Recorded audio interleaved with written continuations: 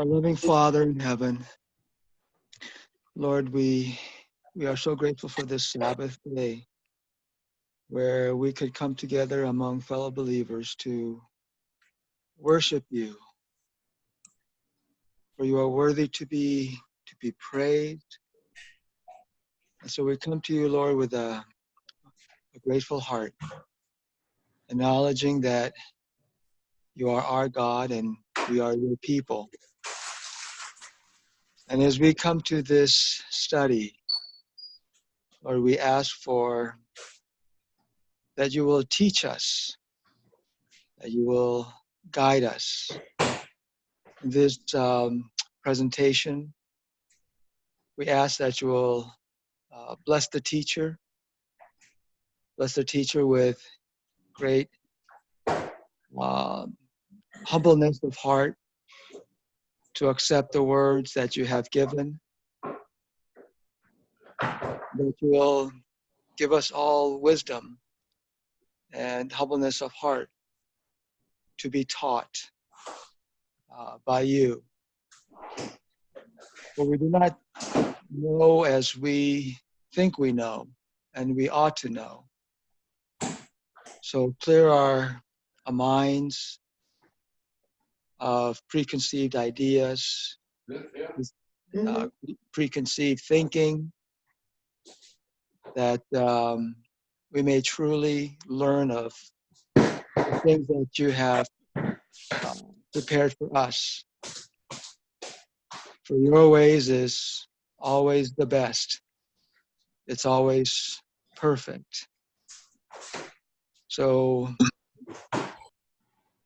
fill us with your divine presence, Lord, that we might be humbly taught of you. In Jesus' wonderful name we pray. Amen. Someone needs to mute it. I think it's been pretty. Oh, In that discussion last, I just wanted to share that I know I have spent a good part of my Christian walk trying to have conversations with my family and friends or customers or whoever, or my children. And I want to just press it on them so bad. But the Lord's been working with me as he's working with all of us. But one thing I've been able to experience, especially since these last 6 months, more so than ever, is just this really acceptance. We've always known it, but this acceptance that I can convince no one of anything. And I wind up with my conversations with people now, being able to experience joy for them and peace, and praise to God that he has given somebody something that they need. Amen. Without any expectations, and then just pray for them. So there's a great joy to come when we, and I still need practice on it, I know, but I can share that. I mean, I truly experienced that joy that someone has heard something that maybe they need to hear, and it's not about whether or not how they respond to it at the time. It's because I can sit back in perfect trust and rest in the fact that God is going to work on their hearts. Amen. So I hope that helps.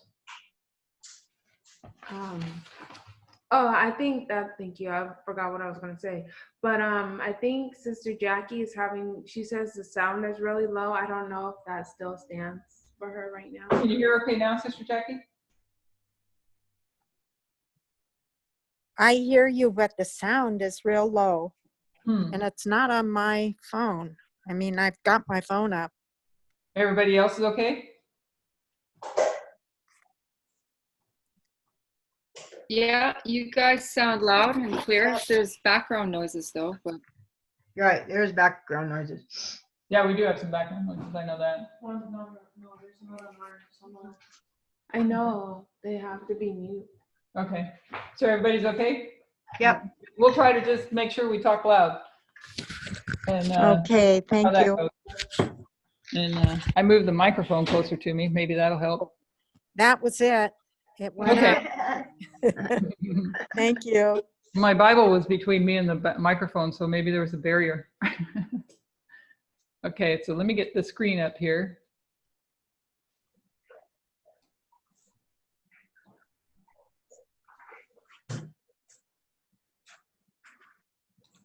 There we go. And this is going to be part 3 from Guadalupe series. I'm pretty sure I remember Brother Fell went through these presentations pretty well.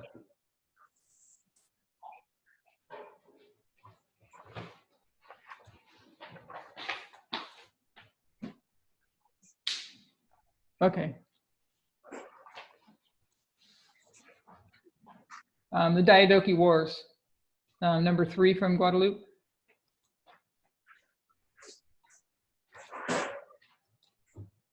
We might need a couple more people to mute mics. I'm not going to have that access on here, so or maybe I can pull you back up and mute, but if you would mute your mics, that would be great. So we've been studying Acts 27 in 2 parts, 2 ships, and then we've taken those 2 parts, perhaps without realizing it, we've studied this chapter as if it was a parable, because it is a parable. We've compared these 2 lines on 2 journeys or 2 ships, and we saw that they represented the same thing, institutions or structures of the United States and Adventism. One gives us an ugly picture of a bad ship that's in a bad condition and it's dead. It has the opportunity to come alive in 1989, and it chooses to abide in its current condition. It takes us to that time through to the midnight cry or Panium, and then we see that it's overturned progressively, leading up to its close of probation, which we would normally refer to as the Sunday Law. We know that at the Sunday Law, we mark that apostasy, but it's the end of the 6th head, the end of the institutions of the United States as we know it. So we saw that Adromedia means that I shall abide in death, and it goes all the way through to Sunday Law. And at Panium is when it starts this progressive downward, that it's already not there, but this progressive downward spiral to the close of probation in Sunday Law. So this Panium, midnight cry, for when we go to the Levites, and then also this is Sunday Law for the Nethinims as well, their Sunday Law. And it's good to remember that at Raphia, the Levites entered into their Sunday Law test, and it really helps me keep things in perspective when I look at my own self coming into this message just before 2014, and 2014 was our Sunday Law test, and we knew nothing about it. So that's why I always say there's hope for the Levites and hope for the Nethinims, because we were in our Sunday Law test and knew it not until God stirred up and brought that loud cry. And that's what he's going to do here as well. And also before Panium for the Levites, so that they would be able to hear and understand. And understand whatever it is necessary for them to understand at that time, just like us. We understand what we need to understand at the particular time. So then we come to our second line. We see the same institutions have protected and defended God's people from 1798. I do have the recording on, right? Somebody see that? Yeah, okay, yeah. I thought I did. We want to understand what that protection and defense looks like and what the United States was meant to be.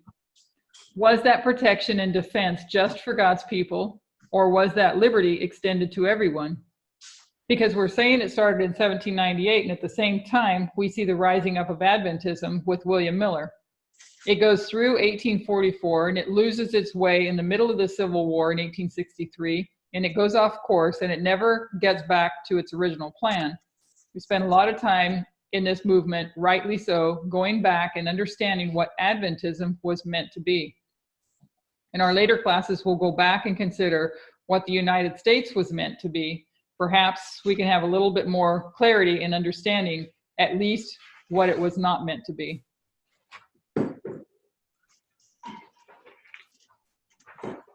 It comes to 1989, and it's the story of the wise. The parable of the 10 virgins begins to be repeated. Paul tells them that they're in danger if they go on the course that they want to take. His warnings were ignored in Caesarea. They were ignored in Lycia. They set sail anyway. There's a favorable south wind, but the south wind blows before the east wind. So it also should have been a warning. We traced in that history the king of the south. Was that wind good or bad for the ship? Says it was favorable. It was the wind that they wanted to have to go on the course that they wanted to pursue. So had they understood the wind, the south wind is blowing, that it was favorable winds, we need to understand the king of the south, because that's what's going to help us, and that's what we need to know. But we rejected it. So for the United States and Adventism, they're happy about this fall of the king of the south. But if the king of the south is going to cease from restraining them, you know that the east wind is going to come. And that is another restraint. The south wind precedes the east wind. It's interesting when you think of the passage where she talks about the wind, where she says, hold, hold, hold, hold, right? So in saying that that the south wind was a restraint and that the east wind we know is a restraint that we might have time to humble our hearts and come to the Lord and surrender and be saved. So the east wind, or known as Euroclydon, it struck the boat. We mark that as 9/11. The boards begin to pull apart. The boat is flooding. They do this work to tie the boat back together again. We knew that was undergirding the ship. And we describe that as the wrapping of rope after rope around the boat, and we visually represented that as line upon line. Ellen White tells us that the reason the boat is safe is because Paul is on board. God has promised to preserve his life because he has a job function. He's promised that he knew he was going to Rome to witness. So if he was to die in this history, he would not fulfill his job function. So the boat must be preserved. Because where was he going? Where was the destination of this boat? Rome. Rome. And so where's the destination of the boat at Sunday Law? Sorry. Oh, what is that? The island of Melita. Yeah. Thank you. But also to go to the world. Yeah. Right? To go to the world. So the destination is the ship stays intact for us to reach our destination, to go to the world. And it's God's preserving through line upon line. So we come to a point in time, Paul is given a message, a warning begins for the boat. You're going to be shipwrecked. Then on the 14th night at midnight, they can see it visibly ahead. So at Panium, they see it. 14th night Panium, right? Yeah. They see it. Now they have time connected. So there's a message of time. They sounded some distance, the fathoms. So they have some concept of how far away they are. They at least know that it's close. We mark that at midnight in the midnight cry. We mark Acts 27. So the 20 fathoms, and we don't have that. Oh yeah, Raphia. So the 20 fathoms is here and the 15 fathoms, is that correct? Did I say that right? It's here. So we mark it at midnight cry. We mark Acts 27:27 as the midnight cry. Wait, what are the fathoms again? The 20 fathoms? Yeah, what are those? When they, you mean to describe the whole, yeah. Okay. When they throw down the anchor and measure how far down the ground is, and it tells them how close they are to land. Like when you go to the lake, or if you go to the ocean, you can go a long ways out before you drop off, and there's, you know what I'm saying? So when they're coming in on a ship, they're going to drop. I've never ridden in a boat before. So when you're coming in a ship, they drop down an anchor. Is it an anchor that they use? Oh, it's A rope, but there's got to be something that pulls it. So I heard about that. So it goes down, and when it gets to the bottom, they're able to measure. And as they go a little further, then they measure again. The distance is shorter, so they know they're coming closer to land. Oh. Because it's climbing up. Is that what it means when they say anchor your boat? I thought it was to keep it in place. Anchor your boat is to keep it in place. So they must have some sort of weight, whether or not it's an anchor, I don't know, but they must have some sort of weight that takes it to go drop down. Mm-hmm. But as they continue to travel on, if the distance is getting shorter, then it's because they're getting closer to land. They're calculating actually the speed that they're going towards the Yeah. shore. And the ocean, you know, being like a big bowl, if you were to say, you're climbing up out of that bowl. Oh. And as your distance to the ground from you measuring down gets shorter and shorter and shorter, it's because you're getting closer and closer to land. Ah, got it. Okay. So we mark Acts 27:27 as the midnight cry because we're given repeated allusions to Millerite history. We can tie that to Cyprus. We can see midnight, the midnight cry that would have gone up over the boat. Wait, one more question. So you have 20 fathoms equals 1440 inches, 15 fathoms equals 1080 inches. How does that equate to 2520? You add them up.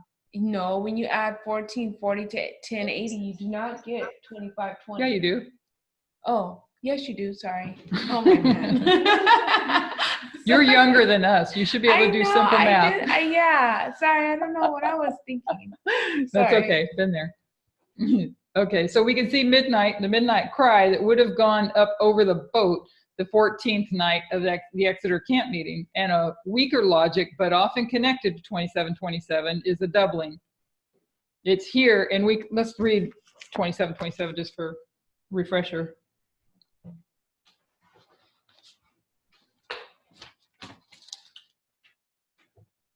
Read it, I'm sure, plenty of times, but 27:27, but when the 14th night was come, as we were driven up and down in Adria about midnight, the shipmen deemed that they drew near to some country.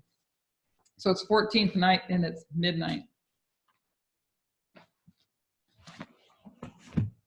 And so it's here in this history, after that cry, Ellen White notes, so after they do this measurement, it's here.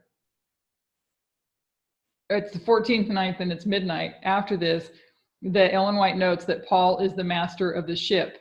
So we see from the story, knowing the waymarks, where to place Paul at, and we see that he's here in this history on this ship. So he's now the master of this ship. You see his presence before, but it now has visibility. So they're able to see who is the master of the ship. And this all adds up to shipwreck, which is the Sunday law. So the world, or the Adventism, is going to see who's master of the ship. But I would imagine, if you think about it that way, if they see that Paul is the master of the ship, or they see that this movement is the master of Adventism, that's going to cause problems when they do see it. So those that will see will see, because obviously it says they can see it visibly ahead. So people are going to be able to see it visibly ahead. So all here they go, and actually, why would they? With all the studies that we've been doing so far, why would they be able to see it? What are they seeing? External. Yeah, what else? Something more specific to the external events. Because they're not Sunday law that they're going to be seeing, right? What are they going to be seeing? Church and state. Church and state. Yeah, that too, but they're going to see church and state. They're going to see this union of church and state happening. They're going to recognize it now. And here they go to the third group. All those on board on board the boat, Adventism, are cleansed, so that by Sunday law, you have a solid group, purified, united, that are ready to give a message to the island. And we know that there's some on that boat who did not accept Paul's message. So the shipwreck is at Sunday law. The last thing we discussed is that Panium is the midnight cry. What are they crying about? Is it for these groups of people, or is that cry about the condition of the ship? We're saying that it's about the ship, the institutions, and the structures. This cry is not for the people, it's for the ship itself. There is a cry before a shipwreck, which is the midnight cry, and then the close of probation or a shut door. So the cry that goes on here before the shipwreck. And Paul is the master of the ship at that time, and visibly seen as the master of the ship. The last detail in this chapter, what connects us to our next subject, is to consider this second group of people. We have Paul Aristarchus, and Luke. What does Aristarchus mean? It means chief prince. Ellen White says in her writings that he had accompanied Paul as an active choice. He was not tied to the ship. He did not have to be there, but he made a choice that he wanted to go on this journey so he could act as a support and encouragement to Paul. So he goes voluntarily on this ride, on this journey. Who is the chief prince who goes on this journey as an act of choice? The chief prince is Christ. And what about Luke? What does his name mean? It means light giver or light bearer. So he illuminates, but he doesn't speak of himself. We deduced in verse 2 that he is there. He speaks of us. He uses the word us, but he doesn't describe or speak of himself. He's not there to give his own story, but he is giving the history. So Luke's writing it, and he's not mentioning himself, but he does refer to it as us. So we know that he's there. He's not there to give his own story, but he is giving the history, and that is the work of the Holy Spirit. So when we talk about the first group, we see Paul.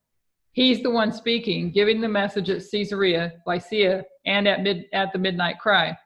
But he is accompanied by Aristarchus and Luke. They are there as a choice, and they're there to give a message to the ship. So we have Paul as the priest, we have the chief prince or Christ, and we have the Holy Spirit.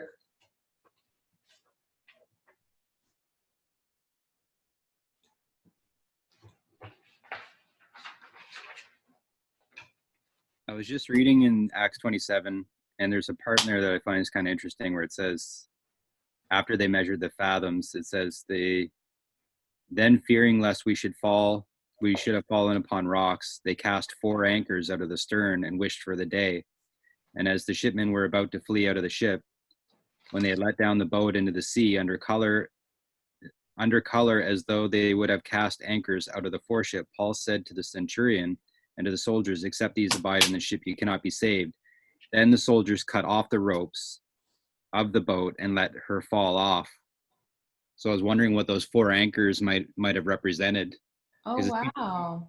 It seemed like they threw them out it wasn't Paul's request. They threw them out, and then Paul warned them, and then they cut those 4 anchors off. That makes me think of the 4 angels, that that hold back the winds, right? Or binding off. Or they were trying to stop the ship. That's what they were, historically it looks like that's what they were trying to do. They were going to use the dinghy. They don't call it a dinghy in the Bible, but that's what they're talking about, right? The lifeboat. They're talking about a lifeboat, right?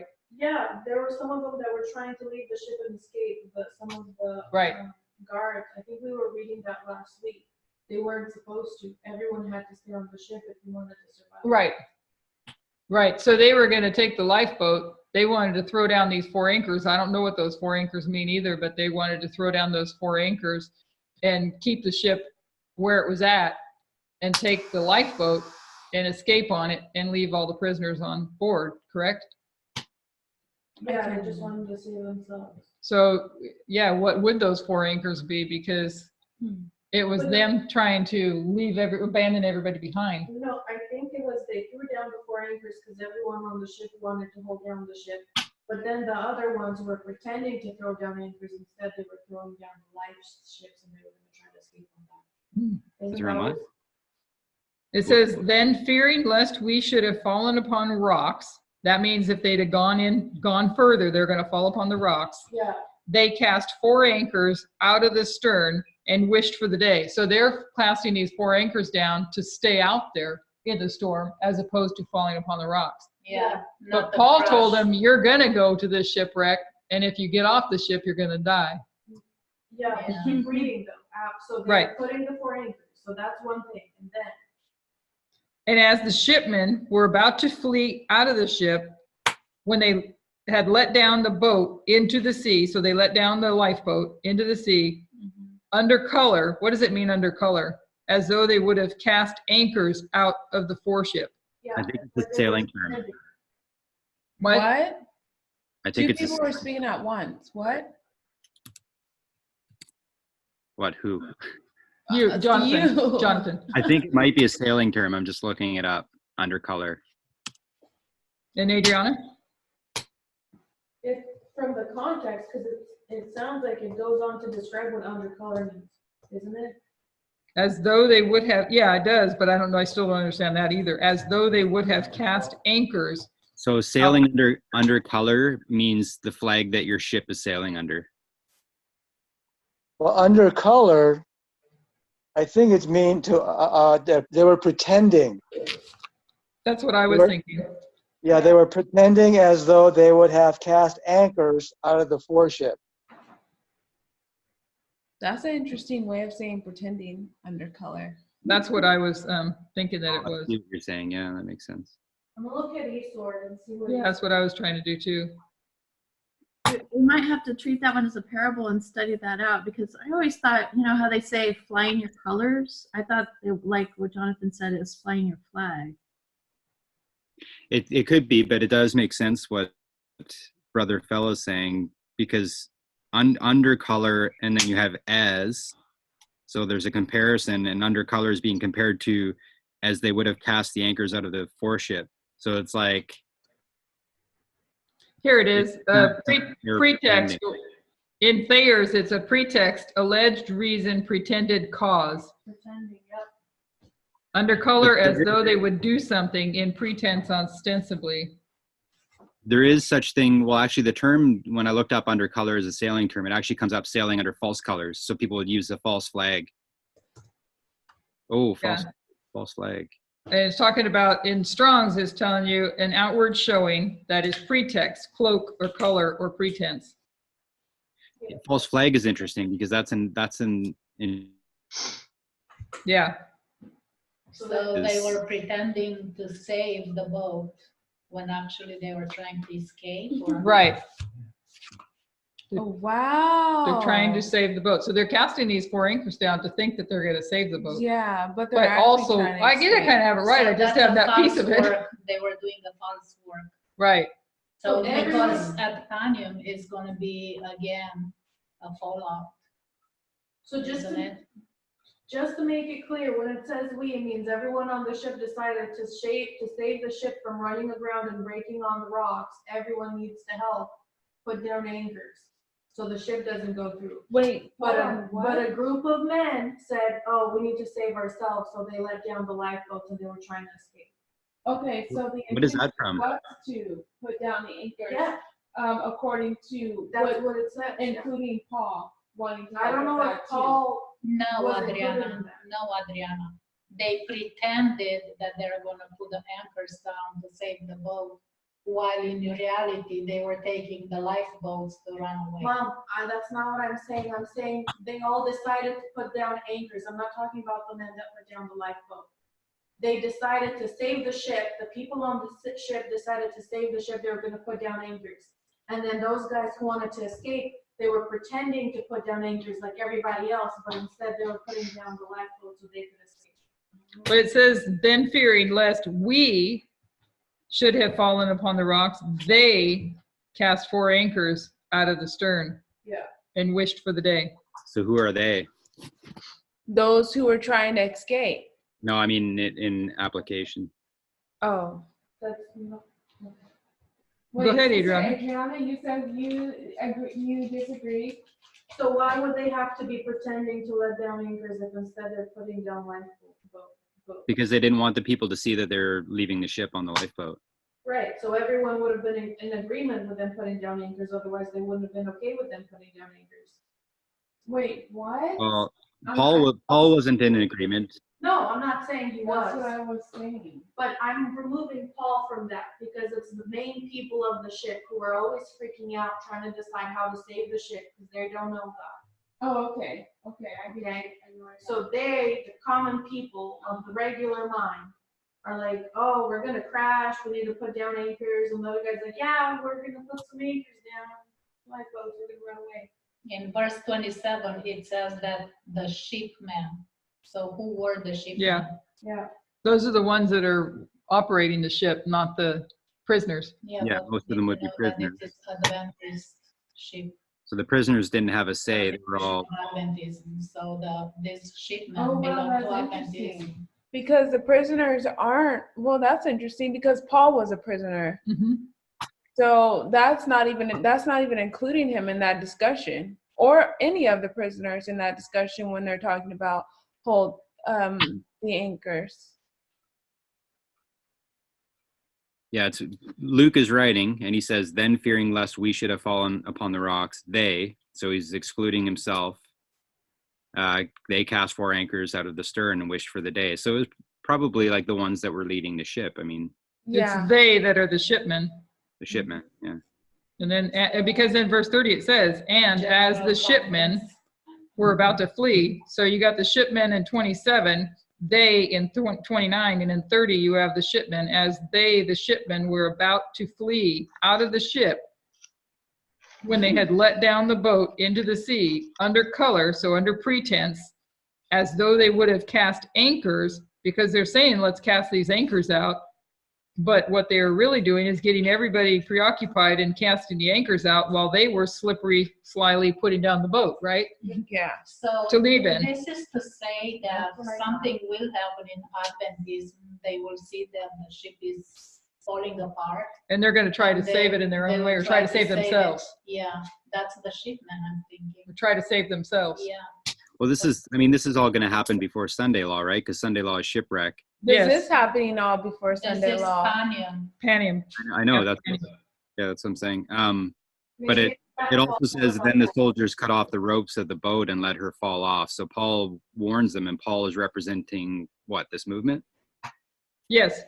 Wait, what does he say? Can you say that? Well, after he No, you go ahead, Jonathan. Paul said to the centurion and to the soldiers, so these are the ones that are trying to get off the boat, I assume, if they were the shipmen, I don't know. Yeah. Except these abide in the ship, you cannot be saved. Then the soldiers cut off the ropes of the boat and let her fall off. What does that mean? Oh, you know what? I think you do have shipmen, the ones that operate the ship. Then you have the centurion, the one that's in charge, and the soldiers that are guarding the prisoners. So you got the shipmen, you've got the centurion and the soldiers. Yeah. Right? And then you have the prisoners. Yeah, this is the leadership. Oh, you have more. You have the centurion, the soldiers, the shipmen, and the prisoners. That's what Yeah. Mr. Lane said. I think I said that. Yeah, you did.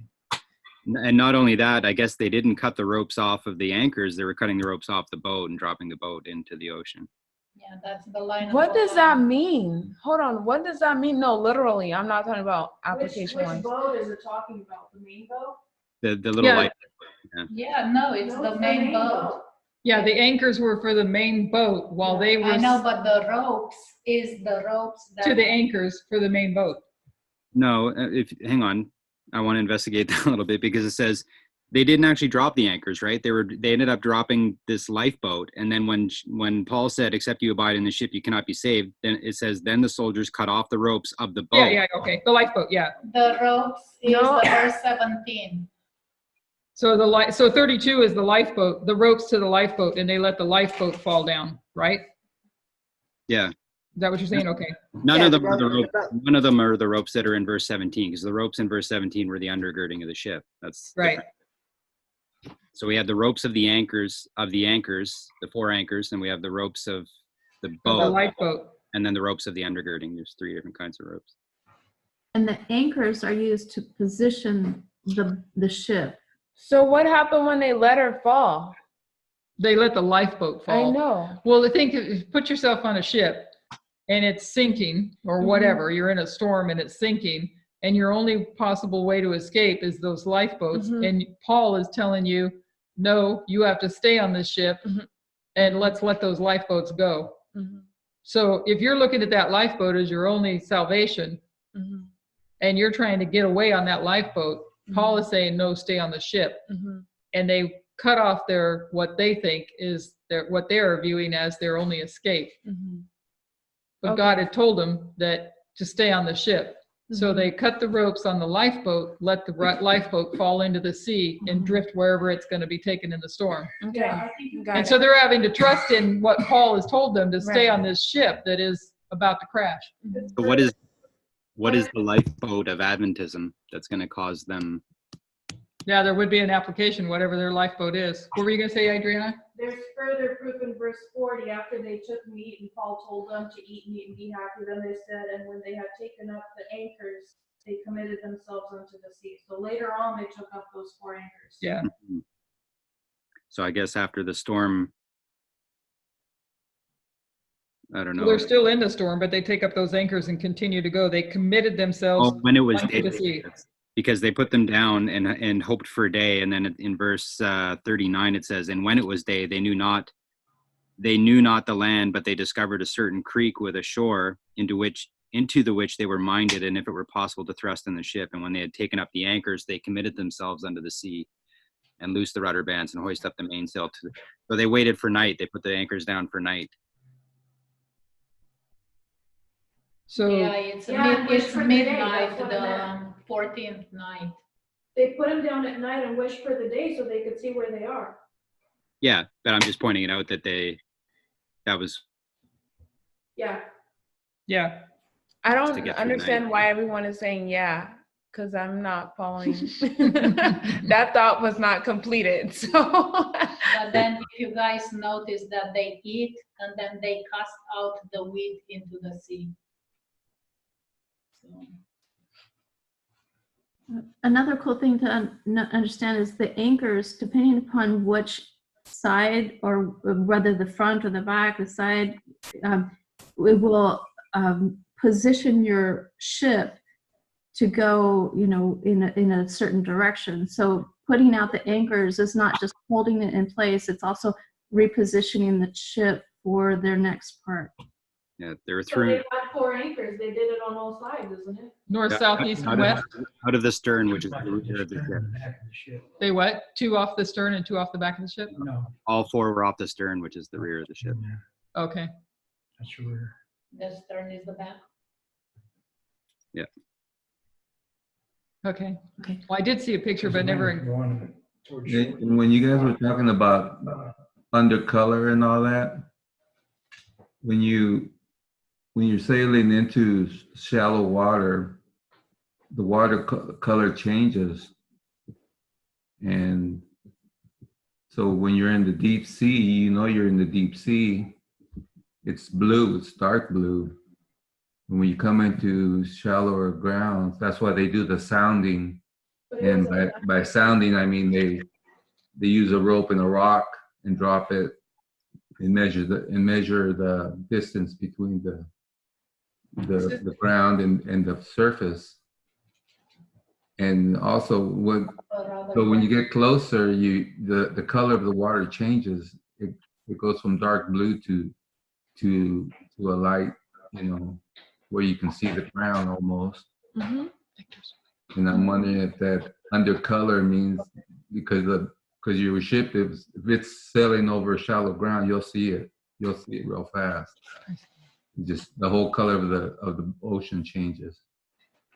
But this was happening at night, so I think it just meant that they were pretending. Because I don't think. It was at night? Yeah. Okay. Yeah.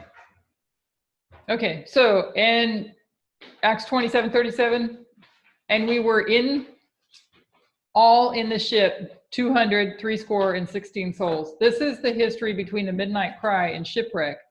It is at this point that Luke chooses to tell us how many people are on board this ship.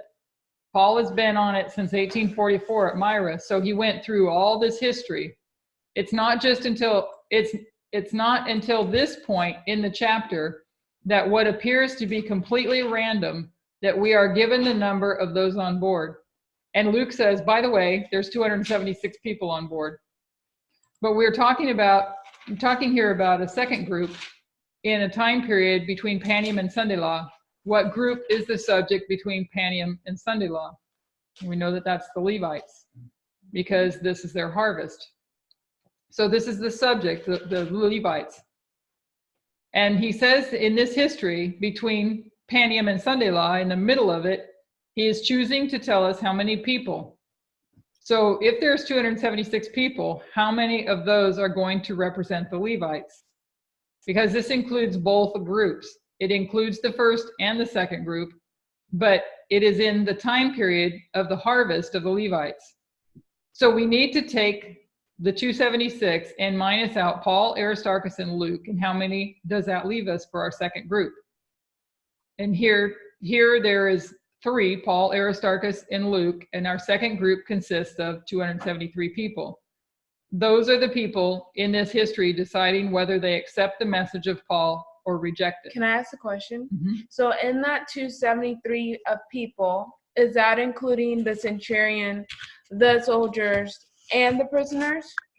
Yeah, it's everybody on board. There's 276 and the on board. shipmen, sorry. Yeah, because there's 276 total on board. Mm-hmm.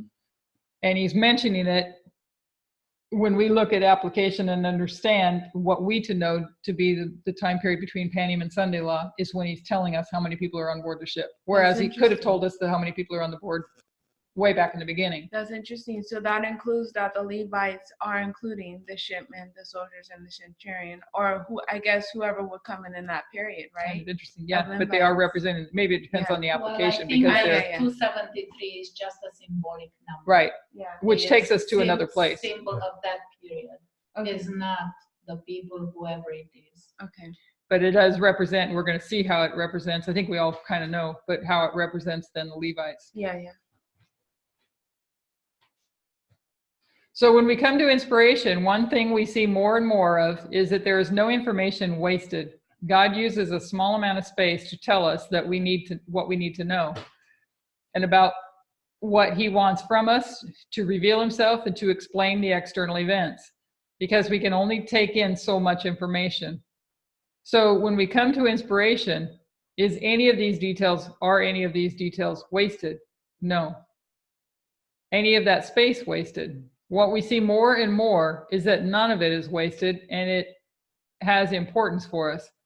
So we take the number 276. It's teaching us of the 2 groups within Adventism. There's 3 priests, and we already have identified them, cut them out, and that leaves us with 273 Levites. So we know the 273 shows up between Panem and Sunday Law.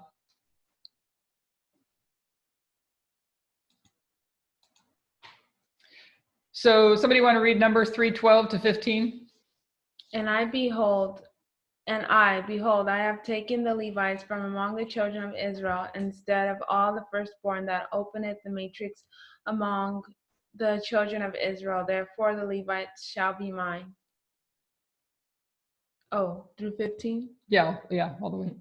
Because all the firstborn are mine, for on that day that I smote all the firstborn in the land of Egypt, I hallowed unto me all the firstborn in Israel, both man and beast.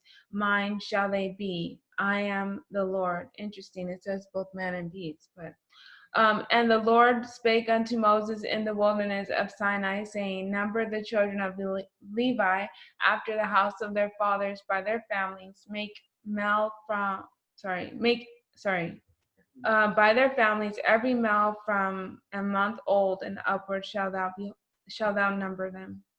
And I just want to point out something that she doesn't bring up, and I don't know if there's a reason she doesn't bring it up, but if you go to that chapter and you look at why the firstborn were replaced, does anybody know why the firstborn were replaced with Levites? Because I thought it was at Mount Sinai. It was the sons of Aaron, Nadab and Abihu. Yeah. They offered strange fire. And it was right after that happens and they die that God chooses the Levites over the firstborn. Mm-hmm. Well, I thought it was also part of it because of the golden calf, because they were never mind. It could be, but in the chapter, because that chapter is the chapter when Nadab and Abihu offered strange fire and they died. Because that makes sense, because the priests were already the Levites through the Levites not being a part of them making the golden calf, right? Yeah, because the Levites separated themselves back then. And that's why. And that's why he chose the Levites. Exactly, right. And that's why Aaron and his generation were even priests to begin with. Right. So that would make sense for. Like 30 days you're over. Right. So he took from the priests who had offered strange fire and put the blessing that would be upon the firstborn onto the Levites. Oh, so actually that makes a little bit more sense because the children of Aaron, they were the firstborn. It was the firstborn that we're going to receive, not because only one of them would be his firstborn. Exactly. Yeah, only one of them would be his firstborn.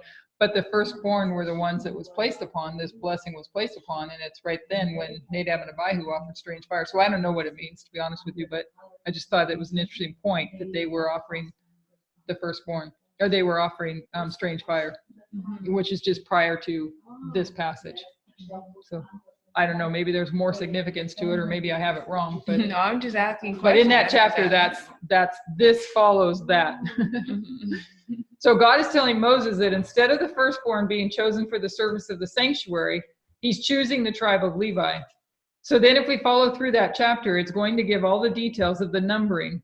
The difficulty they're facing is to replace those firstborn. Every single firstborn must be replaced. The numbers need to match. You can't have a firstborn who's not replaced in the service of the sanctuary. They're going to number the Levites, and they're going to number the firstborn. And how many Levites do they have? 273. You want to read it? Oh, sure. All that were numbered of the Levites, which Moses and Aaron numbered at the commandment of the Lord throughout their families, all the males from a month old and upward were 22,000. So they numbered the Levites, and it comes to 22,000. Continue? Yeah. Okay. And the Lord said unto Moses, number all the firstborn of the males of the children of Israel from a month old and upward, and take the number of their names. And Moses numbered as the Lord commanded him all the firstborn among the children of Israel, and all the firstborn males by the number of names from a month old and upward of those that were numbered of them were 22,213. So you got 22,000 Levites, and you have 22,273. Did I say that no, right? No, that's 60. Did I say it it is 73. No, Yeah. you're right, 73, because Yeah. 13 plus So 60. 22,000 Levites, but the firstborn, there's 22,273. Yeah. So there's 273 too few Levites to fulfill the service of the sanctuary. When we go to Numbers 3, we're talking about the very beginning where the Levites are first called. When we talk about Panium and Sunday law, we're talking about the very end when the Levites are called. They're called in the beginning, and then they're called in at the end. When they are first called out, there's a problem because there's 273 too few to fulfill their job function. So what happens at the very end? The 273 Levites are called in to fulfill their job function. The number is completed or made up. At the very beginning, there isn't enough, and they must be replaced man to man. At the very end, that situation is resolved, and the number becomes perfect. So we know that the 273 becomes a symbol of the Levites from that beginning to end. So where this number takes us is in some different way. It's going to take us into, go ahead. Somebody have a question? No? So where this number takes us is in some way different. It's going to take us into a period of history to 273 BC. We're familiar with the numbers in the Bible now so that they can take us into a period of history. We do that with Deuteronomy 18:18. We see that as 18:18 with William Miller. We're going to do that, but from the other direction. We're going to look at 273 BC. What we are going to see is that 273 BC takes us to a period of history that is illustrating a time period between Panium and the Sunday law into that same period of history. So you mark the Levites here, 273, between Panium and Sunday law, where the number of Levites are made up. But taking this number to go look at history now, and in looking at 273 BC is what we find is a particular period of history that also happens to fall symbolically in this period of time.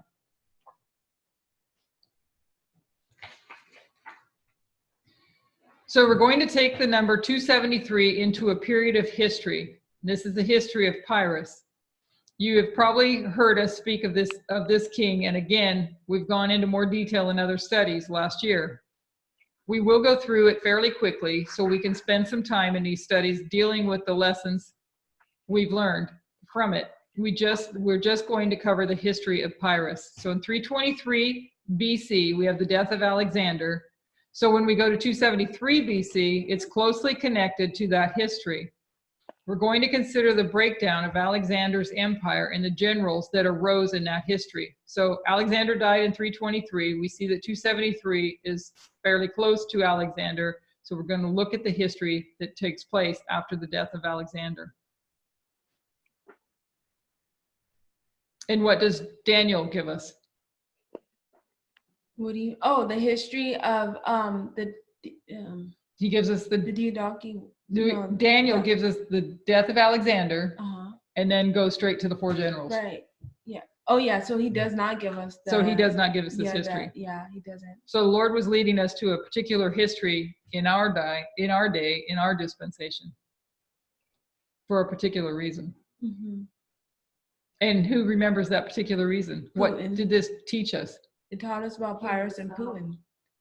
What? King of the South. The king of the South. Oh yeah. Well, he is Yes. the king of the South. He is king. Of the Right. So it took us to understand the king of the South, which was the south wind that blew, that was favorable.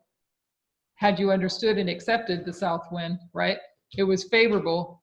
But it also teaches us that when the south wind blows, that the east wind follows. And we know that the east wind is Islam. So we didn't know that in 1989. We didn't accept that in 1989. But now that we can look back at history, we can see that the south wind is blowing. So if the south wind blew then and the east wind followed, and the south wind blows now, what's going to follow? The east wind. The east wind. So I'll paraphrase a couple of quotes. This is from the writing of A.T. Jones. So what does that, hold on one moment. Sorry. What does that mean? I mean, a little bit. No, I know what that partially, because we did go over that. But that means that the south wind is going to be blowing soon. The right? south wind is blowing. Exactly. So that means that the east wind is about to come. Right. Whoa. So what does that mean for us? That's what I'm saying. Islam. I know. You're so funny. You didn't know? No, I do know. But It means Islam is coming. Exactly. So what does that mean if you know? Because last time it was 9/11, right? Right. So I'm saying, what does that mean that's about to happen? You know what I'm saying? Islam's going to strike again. Exactly. So that means bomb or what? What does that mean? Because that time it was 9/11. We know it was the hand of God, but I'm just saying. You mean as opposed to information war? Is that kind of where your question is? I don't know what it's lying? going to be. But I know it's going to be big. I know because 9/11 was big. Right. That's what I'm like, Right. Whoa, what is about to happen? If Yeah. you get what I'm saying. It's gonna happen. It's gonna make Trump be the dictator. I guess. Go ahead, Jonathan. The only way we can understand prophecy is by looking in the past, right? So that's how we get our triple application. So I would assume in order to understand what it would be, we would add past experiences with Yeah, but that was what the third woe was at our future 9/11. ones. Exactly, that's what I'm saying. So, Brother Jonathan, did you hear Sister Adriana? No. Okay, same thing. 9/11 was the third woe, so there's no more woes. So are we gonna say they're starting again, or is it just an Islam event that causes persecution on Muslims like it did up till now? I was also thinking along that same lines. Like I thought it was a bit confusing that we're saying when we look at the Acts 27, we have the south wind and then the east wind, but why? But we don't have it twice. The woes are a period of time. The woes in history were a period of time, right? We're still in the third woe. So we're in the third woe. I remember Elder Parminder. He was saying the 9/11. He didn't mention the third woe, but I remember him saying that was the harbinger. So that was not that was not the real thing. That was 9/11 was just a harbinger. So harbinger means sign. It means a warning of what's to come. So it's a symbol. A harbinger is a sign and a symbol. Okay. Right. So the big Islam, that's still to come. Wait, what? Did he say 9/11 was a harbinger, or that Islam at 9/11 was a harbinger, however you say it? I believe you said that 9/11, what happened in 9/11, that was a harbinger. It was a harbinger for the Sunday law, because remember he was talking about Revelation 18, or sorry, he was talking about the passage from Ellen White where the buildings in New York come down, and he was saying that it wasn't actually applying to that 9/11 was a harbinger for what's going to happen in Sunday law. Right. So I thought that would mean that there was another Islamic event to happen at Sunday law. But there was a caliphate formed by Islam, wasn't it? I thought a harbinger is like, look how church and state are combining to go against Islam and restrict freedoms. Isn't that what it's? No. A harbinger is a warning of what's to come. Yeah. Yeah. Buying ahead of time. So if 9/11 was and the strike of Islam was a harbinger of what's to come, then what does that mean? Exactly. That's what I'm wondering. That Islam, well, because we know that if the south wind blows, then the east wind follows. The east wind is Islam. That's what happened in 1989 to 9/11. The south wind, the king of the south, that wind was blowing, and then came the south wind. So that's going to take place when we look at what we've been reading about the ship. Because that's all involved in there with the ship. So I wonder with Sunday law, because the south wind will be done blowing it at Sunday law, at Panium, and then its destruction is final at Sunday law. And if 9/11 was a harbinger for Sunday law, then wouldn't Islam arrive at Sunday law based on those two? Wait, hold on.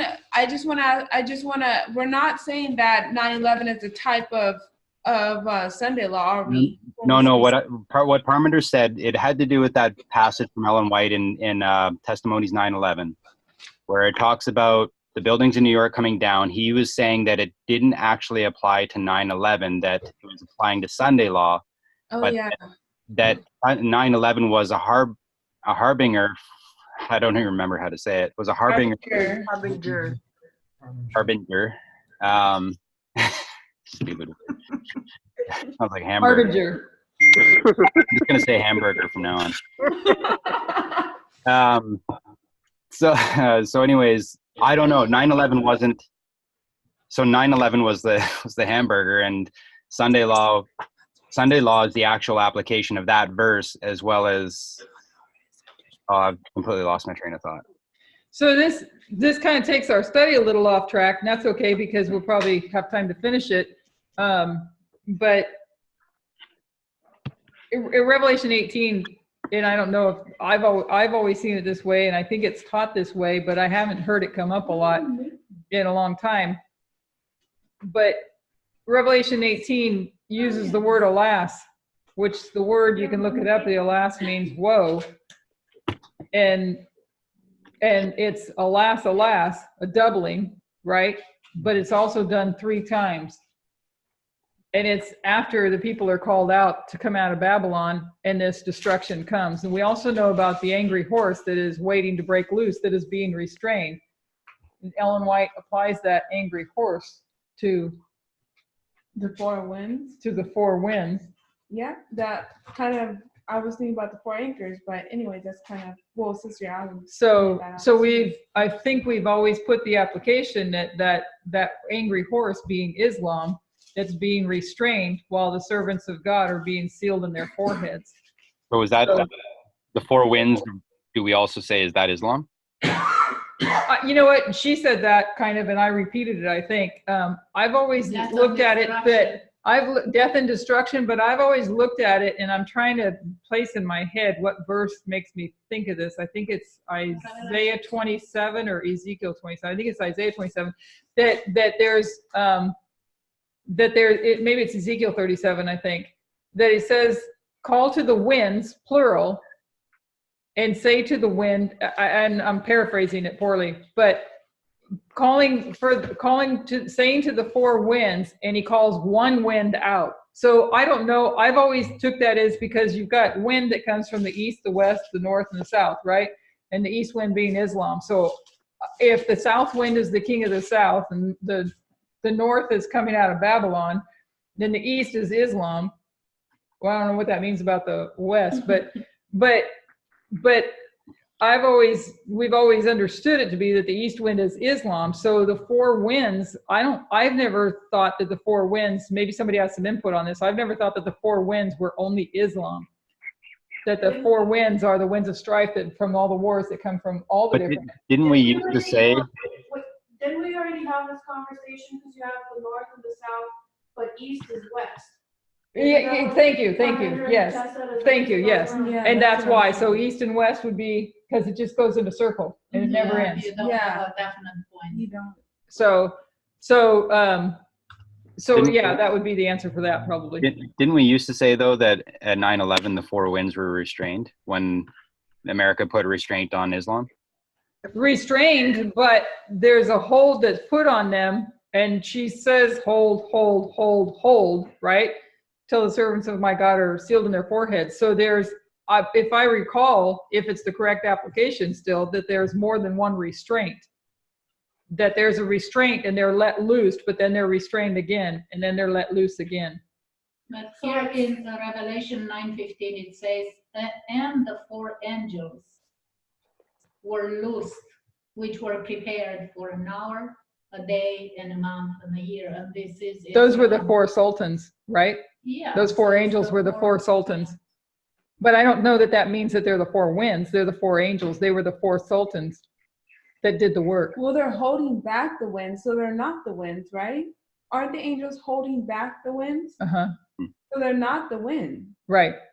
Wait, what would you say? Well, the four angels that she's talking about in there, I believe, are the four sultans. Where is that from? Is that Revelation? Yeah, Revelation 9, the chapter on Islam.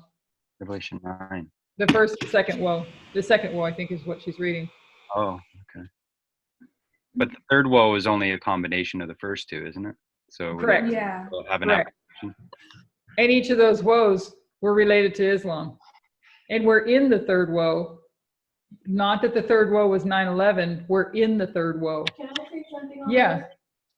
That 9/11 event isn't going to be replicated from what's happened so far. Past 3 9/11s, right? Say that again. But What do you only mean? the first one looked as severe as it did. Because you had a 9/11 in 2014 for the Levites, and you had a 9/11 November 9 Oh, for the yeah. Methodists. Okay. And they didn't look, I mean, no one freaked out in America like they did at 9/11. So they don't look all the same. Okay. Is- So what does that have to do with then if the harbinger is a warning as to what's to come? What does that mean? Are you trying to say that Islam doesn't come back and do anything? No, I'm just asking a question. Okay. Wait, what is We're it? asking? I'm wondering though, We because keep we're asking what it's gonna look like when it comes in 2020. Right. Right, so I'm wondering, because we had one 9/11 that was really huge and everyone saw and it changed the world. Right. And then we have two that we can't even clearly identify what they look like. Well, what I have heard Parminder say a while back is that this focus on the King of the South is telling us that soon light will be opened up on the east wind, Islam. So Islam is a part of the subject that is going to be unsealed and opened up as to what is coming. I don't know that the 9/11 that we see on the line of the 144 will translate perfectly though to any of the fractal lines. I think that's where it starts to get a little bit questionable. We're taking a characteristic, but it's not going to look the same on a fractal line. Whereas if we're taking 9/11, the literal 9/11, and we're recognizing that as a hamburger for Sunday law. I agree, I totally agree with that, and that's what I'm thinking too, because I think we have to look at the characteristics of what 9/11 caused, and what it caused was a huge discrimination and laws to be enacted against the Muslim world. And you had that when ISIS was around, no one wanted to take refugees, you had the travel ban, you had these big things happen, and it's the characteristic seems to be the religious world wakes up and tries to unite with state, and then the other characteristics is this discrimination against, you know, minorities. That's what the two things that comes out of that, from what I see, characteristics. So that's. So am I, are we trying to, I just want to make sure I'm following the conversation. Are we trying to those, I know that, but I want to make sure I'm following it. Are the suggestions being, or the questions coming up being, is Islam going to strike again or not? Is that the question? I guess that was part. Okay, no. okay. It's gonna Hold strike on. No, again. no, What no, it's no, gonna no. look like. Right. Yes. Yeah. Okay, so that was my, no, okay. It's always been my understanding, Because and that I was think I've all heard that it was in my taught head. that it's going to be worse than 9/11. Yeah. Well, Whatever it is, that's it's the- going to be worse than that's why 9/11. she That's asked what that I was question, saying. because we have one that's going to be after the big Sunday law. That's the one that I thought was going to be the one worse than everything else. Well, So I that's, don't think if this next one coming up is going to be the worst. no, and what, I don't because know. what I was showing to her is Revelation 18, and I think I already said it actually, I've always understood Revelation 18 to be Islam doing this, being allowed, totally unrestrained, unloosed, to do its destruction. And that alas, the word alas means woe. And alas, it's in there after God's people are called out of Babylon, and it's after Sunday law, that then there's this alas, 3 times, and all this destruction that is happening. Yeah, but that's the one I always understood as the one on the 144,000 line. And we have like a smaller. When you say 144,000 line, where do you mean? The Where at? 144,000 line. I get that, but where at? It would be, isn't it after close of probation? I don't know if it's after close of probation or after Wait, Sunday law. After Sunday law, yeah. It I know, can't 'cause be of the after- angel. Yeah, I know. What was the question? That's 38, so it'd be Sunday law time period. Yeah, it has to be Sunday law. Where it happens at, where Revelation Or around. 18, the destruction in Revelation 18 happens, because I think it's the repetition of the 3 woes, because we know that there's triple applications, right? Mhm. So I think it's the repetition of the 3 woes in history. So the first woe plus the second woe tells us what the third woe is. It's a combination of all 3. Right. Right. And that's why in Revelation 18, I think that it says alas, 3 times. Okay. Oh. So, but then my question is that when the winds are loose, is that the Sunday law? I don't know. Or is it after close probation? I don't That's know. what I always You thought was after close probation. But One I'll- point, one point I just wanted to ask was, if we're looking at World War III as a combination of World War I and World War II, yet World War III is an information war, not a hot war, then is, like, how do we get that principle? Can we apply the same principle to? I think it's a matter of, if you look at, and I don't know, I'm no expert on this, but when you look at the characteristics that are drawn from World War I, it's not the method of warfare, but it's the characteristics that, and the certain events that happen that give us the characteristics of that war. Then you go to World War II and you get certain characteristics, and you take those 2 characteristics and put it together. But the mode of warfare we know was different. The method, mode of warfare. So that's my question is just in regards to Islam. Then can that possibly be the same case with Islam? Is it going to be something different than That the characteristics of the first woe plus the characteristics of the second woe would equal the characteristics of the third would be a combination of. But he said, no. He's just asking, is it going to be different? So when we look at the World War III and how it's an information war, right? Whereas WW1 and WW2 were hot wars, right? Uh-huh. And the third war is not. It's an information war. So for the third, So would the third woe not be yes, like 9/11? Exactly. That's what I'm just wondering about mode of war. However, Could it possibly not? however, I mean, it doesn't matter what we look at, whether it be World War I or World War II or World War III, it is always the most common or the most advanced technology that is being used. And so right now, the most advanced technology is that of the Information. okay. So that is still there. And the other things are still in place as well, even though that the hot war, it's not a hot war as we see it. You know, they still have the weaponry and everything there in place. So it's all there and available to their hands, but what they're using is the most advanced technology. And so I was also considering, you know, when we're taking a look at the storm, okay, we see storm or strife as being all, you know, wars and rumors of wars and things like that. And then with this, all of a sudden, the anchors, all four being let go now. So it would be then like all four characteristics would be found in this with this Islam attack, I would think. You know, it almost seems like, you know, in that sense, when all four are being released of the anchors. The storm that we're in too as the church is information, right? Like, is that not the strife that we are going through? We're not having some hot war with the general conference or anything like that. It's always been an information thing. Yeah. It isn't. It was different though, because 9/11 wasn't the time of information warfare, and they didn't use information. They used actual bombs. Always promote ISIS killing. always used actual bombs and hitting people. Middle East, it's always actual bombs. So could it be a new mode of warfare though? Well, then think about what the harbinger means. It's the attack that was allowed, right? I mean, maybe that's what we need to look at. What is this harbinger? Because it was a warning of what's to come. The warning of what's to come is that they did make a strike, right? Yeah. Can I say something that I don't even know if it applies, but it's just information I have? Yeah, go ahead. I know here I'm in a really small. It's a military base, 35,000, and then just retired people. But one of the facilities that we have here, which my brother-in-law works at, they just got 5 different contracts worth billions of dollars, and it's all for whatever they're going, you know, whether it's planes, whether it's parts for things. Okay, so there is something. I mean, we're not the only one trying to stock up. Many countries are. So I just wanted to throw that out there, just so you know, we have something else. So we better get back to the study or we won't make it through. Another good conversation though. So something, and plus we can have faith and trust in God that He's leading. You know, sometimes I sit back and I think He looks at me and just, I don't know. I'm sure He doesn't laugh, but I think how foolish I look trying to work all these things out, and He's going to work it out for us and help us every step of the way. It gets you thinking though, so I think it's good. It is. I know.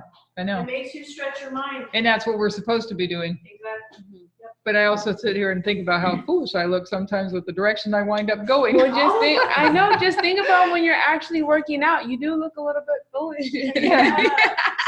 Yeah. So we'll paraphrase a couple of quotes. This is from the writing of A.T. Jones, The Great Empires of Bible History, page 220 in paragraph 1. He says that the reputation of the Romans was not growing in 273 BC because they've just fought a 6-year war with Pyrrhus. So in 273 BC, A.T. Jones starts introducing the history of Rome.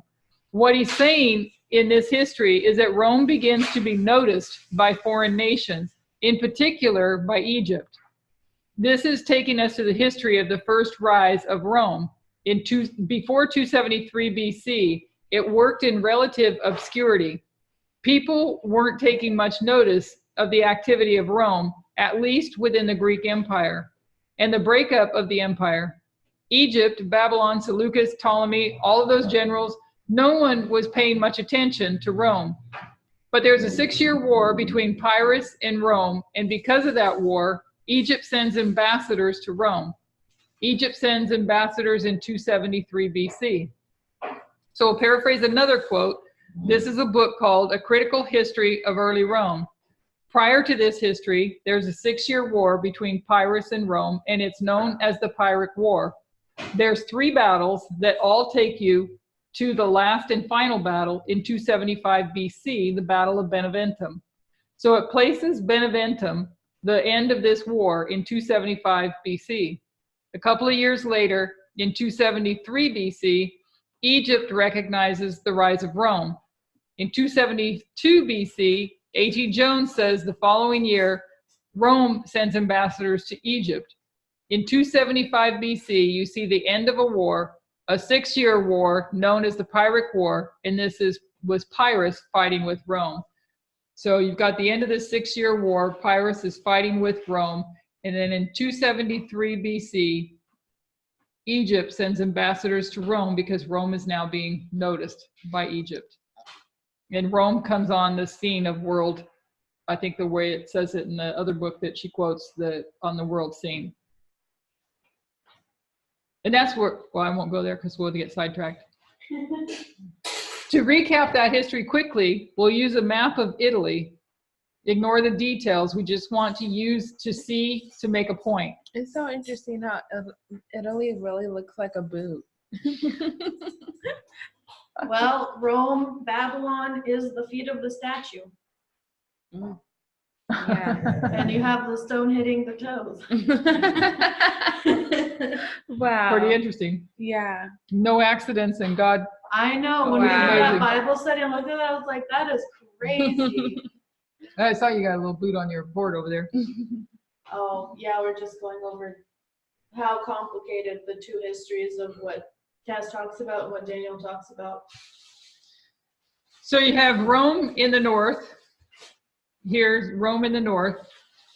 And prior to this war with Pyrrhus, you would notice that they have control over all of the north. Battle by battle, they've taken control over the north of Italy. So and that was with the Goths? Is that who it was? The Goths? Yeah. Huh? When they were the barbarians. Yeah, the Goths. The Alaric? You talking about Alaric? It was all generally barbarians, wasn't it? Somebody maybe help me out with all these battles that they were fighting? The Goths, the Vandals, the Visigoths. Yeah. the Three Vandals, horns that were puffed up.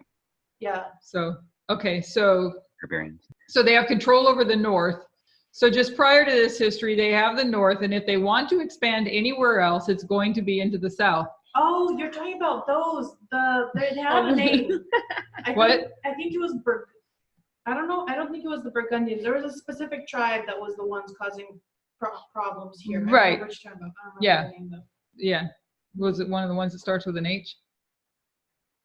I thought it was Burgundians, but I'm pretty sure that's totally. Irli? It was part of the barbarians. I know that this is who they were in there. An H or a G started with, I thought. So, but maybe I'm wrong. There was the Hiruli and the Goths, and I think they were all barbarians. It wasn't the Goths. It wasn't the three groups. It wasn't part of the three groups. Right. It was a different group. Right. Started with a G, I think.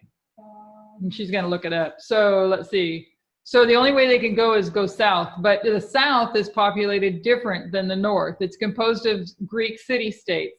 You would think of states like you would consider Athens and Sparta. It's so interesting that it was good Sister Tamina went over that history. You remember? Uh-huh. Like, yeah. Yeah. And we know that this being Italy, we know that Greece was over here, okay? But this is Greece city-states, so Greeks had come over into here, and they occupy this part, the south of Rome, or south of Italy.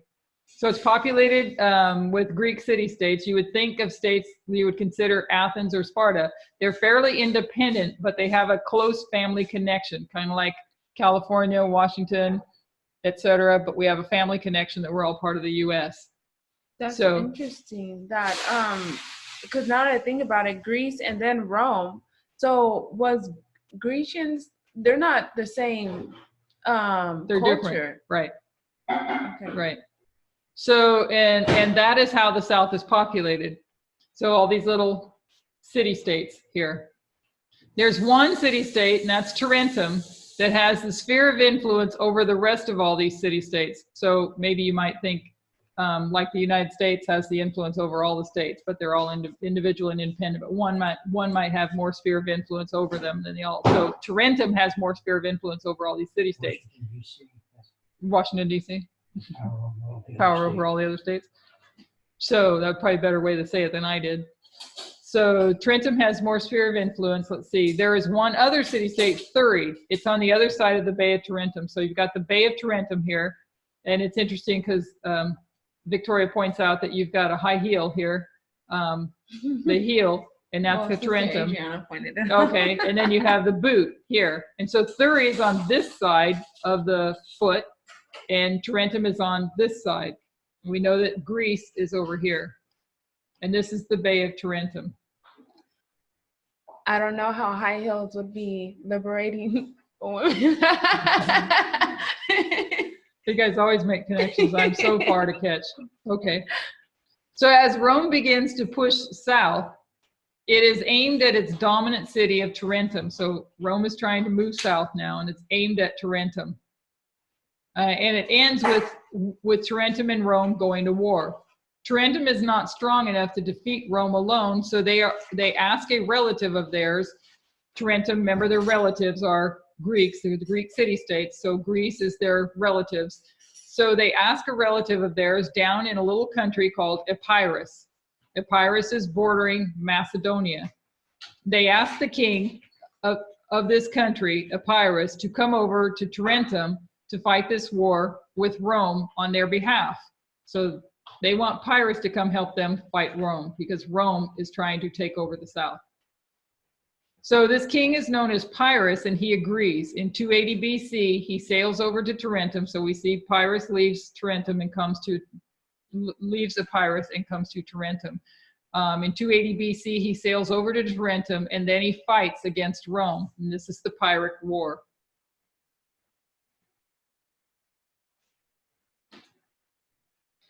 So there's 3 battles, 280 BC, 279, and 275. This is the battles of Heraclea, which was 280, Asculum, which is 279, and Beneventum, which is 275. It's a 6-year Pyrrhic war. In 275 BC, Pyrrhus is defeated and Rome wins. So 273, Pyrrhus is defeated, Rome wins. What we need to see before we trace this history in greater detail is that this is the story of the king of the north and the king of the south. We saw that from the previous slide here. We've got a north and we've got a south. Rome is ruling in the north, and they want to now take over the south. So what you have is a battle between the king of the north and the king of the south. Interesting. Where's Israel? Not on this map, but it's going to be down out here. Not on this map. So when it... You have to pull up another map too. I know, but I'm just thinking about Sister Elder Taz's recent studies. Israel, wasn't it?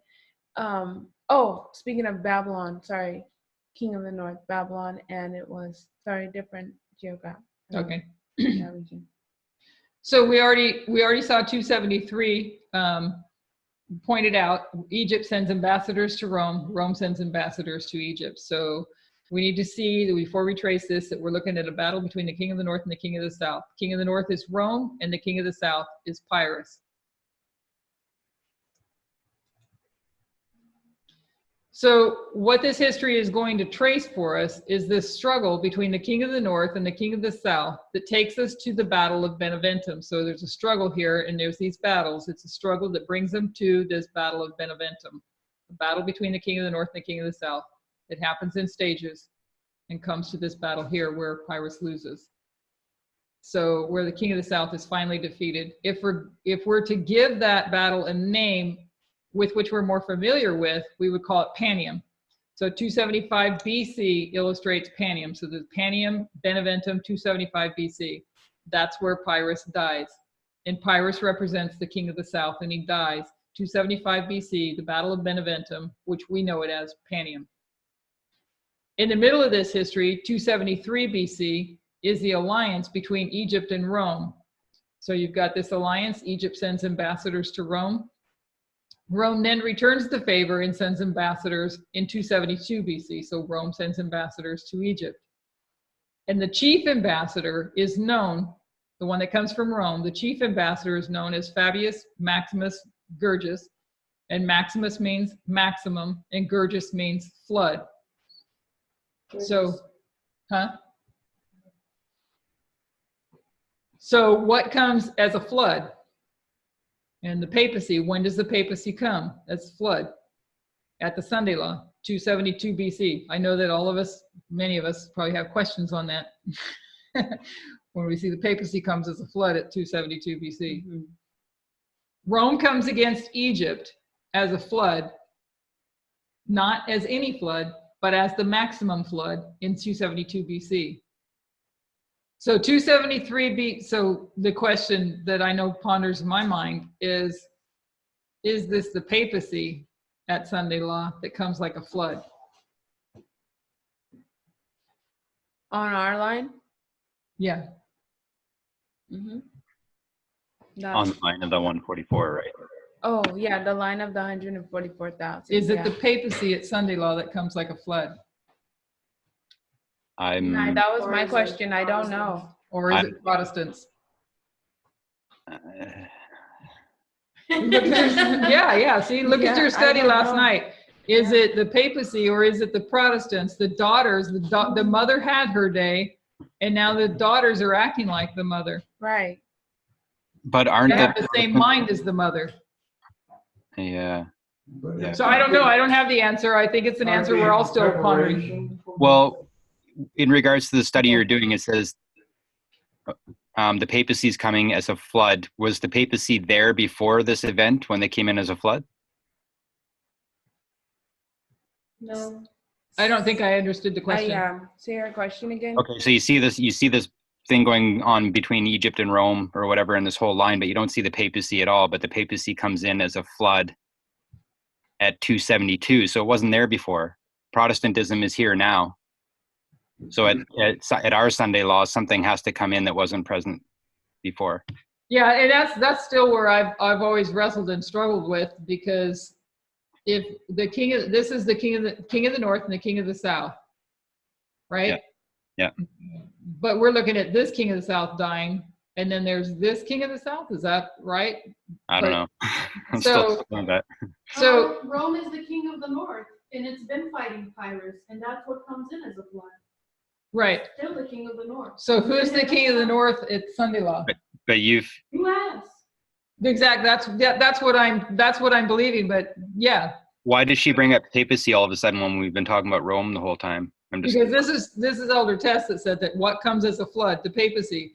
When does it come as a flood? It's Sunday law. So can papacy be a harbinger? Well, I mean, just what I'm thinking here is that she's saying that the papacy is coming in at a flood at Sunday law. She's because it makes it sound like the papacy comes back and does her work with, because I know that the Catholics do unite with the Protestants, right? Mm-hmm. So could it be a term? Oh, never mind. I'm just wondering, could it be one of those terms that they use like Sunday law? But I don't know. Well, I think she's saying the papacy. Like, I don't know why she would say the papacy if she meant Protestants. Maybe we need to look more at those passages too, but that the Catholics unite with the Protestants. So I think unite together. The papacy still shows up again, and I didn't think that it was at the Sunday law. I thought it was a little bit later, but I don't know. I wouldn't be surprised. Well, why did we think that the papacy would come again? Just say. Diadochi War 3 tells us Seleucus comes back at Sunday law, which is the king of which is the papacy. Right, and what will be their purpose there? They come in and take some territory away. That's just, it's not clear what the work they're going to do in our line, but in the third Diadochi War, he gets. I still have questions about, like, in spiritual gifts where it talks about a Sunday law in there anyway, and it's the papacy after the close of probation. If I'm reading it correctly, I don't know. No one's really kind of checked it out, but it does talk about a decree, a Sunday decree, and it's the papacy. So it was mentioned in First Spiritual Gifts when we said there was no Sunday law. Then anyway, I won't get into it again. I think I like what Sister Adriana said, because I know I'm not as up to speed for those who've been looking at World War I and backing up into, and then going back through Diadochi War 3, like she just said, because Seleucus comes back, and that's an area that I'm not as up to speed on. And when I watch it, I understand it, but I need to go through it like I do with these ones, and it helps me better understand it. But what did Adriana? Seleucus does come back. I remember Seleucus does come back. Adriana, what's your perspective of that? Your personal perspective? I think so. From, if you've been looking at the news, it's been like, you can see Francis and the King of the South mishmashing about. I don't know whether it's completely mutual that they like each other, or it's just like an alliance thing, but it matches with what was happening in Diadochi War 3, because you had an alliance between King of the North and the other King of the North, right? So you had Antigonus and Seleucus be allianced at 1989, or in Diadochi War 3 during the second Diadochi War, right? With Eumenes, like fighting against Eumenes. That war ends, and then Antigonus or US starts acting like a unilateral dictator, and so Seleucus or the papacy runs away and hates this entity now. He's fighting against this entity. But then at Sunday law, it doesn't say that they're in alliance again. It just says that Seleucus wins back a huge amount of territory away from Antigonus. And that's how it directly applies in our time, where they still don't like each other, but Seleucus is strong enough now to take territory away. I don't know what that means. But at the big Sunday law from Diadochi War 3, it shows that he does come back in. And then the territory, if you look on the map, the territory that the Seleucid Babylonian Empire that he took pretty much was almost as equal as the one that Antigonus had before he died. And then also, if you go to the history, in recent history, and when you look at what communism took all those territories from the papacy, right? I don't know that they were belonging to the papacy. I know the papacy wanted them. Right. They wanted to spread their gospel. Right. And so in 1989, they lost a big part of it. They're trying to come back and get part of it. And what does that represent? Not just necessarily geography, but it represents people, right? Another point I wanted to make was, if Protestantism, Right. can you guys hear me okay? Because their people couldn't worship their religion in those countries anymore. I think you're right. What was that, John? Well, one thing I was thinking is, if Protestantism, okay, at 1798, you had the switch from the Catholic Church to Protestantism. You had the mother and the daughters switching over. And so basically from that point onward, we saw apostate Protestantism in the United States. But then we look at the counterfeit history, and we see the papacy in the time of World War I, World War II, attaching itself to the wrong kingdom. So it's still alive. It's still looking for a host, right? Like, it's looking for a country to be its army. So I think you just hit the nail on the head. I think it is like a virus that needs a host, and it could only survive as long as, so yeah, whatever it does, I think it just functions as a, what's that called? Not a virus. The things that leech onto you. like a parasite. Parasite. Yay! But it gets more complicated, right? Because we have, if its duty is to win, it's looking to attach itself to the right entity. And the United States is, I don't know if it's looking at Russia as the right entity or not. But the complication is that you have Pope Francis, who is actually going against the conservative flow of the church. Yeah, I thought about that too. It's complicated. It gets really complicated because you have this internal battle that's going on, and we know that Pope Francis is the last pope. Mm-hmm. So it really makes it really difficult to understand what they're going to look like in the end. They're not gone, and they've got more traction now than they've had in 200 years. So. Well, I might lose track of what you guys are saying, so I'm not sure if this is off base. But I mean, in 1989, there was an alliance. Yeah, but it's not going to look like that again. Well, that's. And if you think about it, though, on that thought process, because from what Elder Tess has been saying, is that that liberal stream, from what I see in the Catholic Church, isn't going away, because they're a counterfeit of our liberal stream. So it sounds like what it's going to be is, you have the King of the North, and you have all these dictatorial governments, and you have the papacy trying to steal people away from those governments with their belief system, which is a counterfeit of the true belief system. So you have a huge battle going on between all of that, and then us, a third group on the side, trying to win people to our section. Do you see what I mean? A lot of wheels. It's a lot of wheels. Mm-hmm. But I mean, it looks like, and from what the Diadochi War 3 says, is that they fight each other. So Antigonus. Wait, what did you just say? Fight or buy? Fight. Okay. So Antigonus went to fight Seleucus and take back that territory, but he couldn't because Seleucus was too strong. They're not in alliance. They're fighting against each other at Sunday law.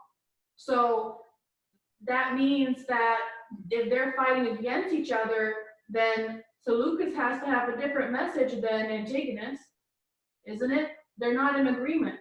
They're fighting against each other. In our time now, you see the King of the North have his fascist dictatorial government, and then the other one has its counterfeit freedom ideas that it's trying to spread out everywhere. Wouldn't it be a really strange turn of events if, like, Adventism was like a type of the papacy in the end, and the papacy was a type of Adventism because they're on the right side of things, and because there's like more Catholics that are gonna, I don't know. I'm adverse to my head hurting any more than it already does. So I don't But that would be strange, though.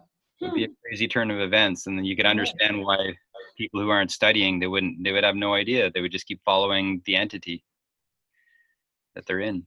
So 273 BC takes us back into the same history between Panium and Sunday Law. And the story then we will then trace. We want to understand who Pyrrhus is and his story. Because if we understand Pyrrhus, then what we're going to understand is the king of the south in our time. We can already see those battles beginning to be illustrated. Sorry, real quick. That is a very intelligent thing to do, though. Do you realize? If you have the king of the north spouting fascism and stealing people away from God through that type of ideology, but Satan also has the other option for people who believe in freedom and equality. He has the papacy and that belief system for them to skedaddle on over into. So he's trying to get them out of God's hands in two different. Well, that's so like, yeah, that's so like Satan. He provides all kinds of flavors for people. Yeah. You He's know. Baskin and Robbins. Yeah. And you pick your flavor, or you pick your truth. So we need to see, what we need to see is that this is all telling us the story of Pyrrhus as the king of the south. If we were to trace his history, it happens in two parts, an alpha and omega history. This is the history of Pyrrhus versus Rome, but it's the second part of his story. So Italy and Rome is the second part of his story. As a king, he comes into our history soon after the breakup of Alexander's empire. And it's in those early battles that we see his first history. If we trace his life, there's two parts. First, there's his campaigns in Macedonia, and then his campaigns in Italy. The campaigns in Italy is what we were just talking about, Rome. So when we come to our history and we draw the line of Acts 27, where did we place the king of the south? In the second line, the ship of Alexandria, where did we place the king of the south? We placed him at Panium. We identified Panium. We could say midnight cry Raphia, Panium.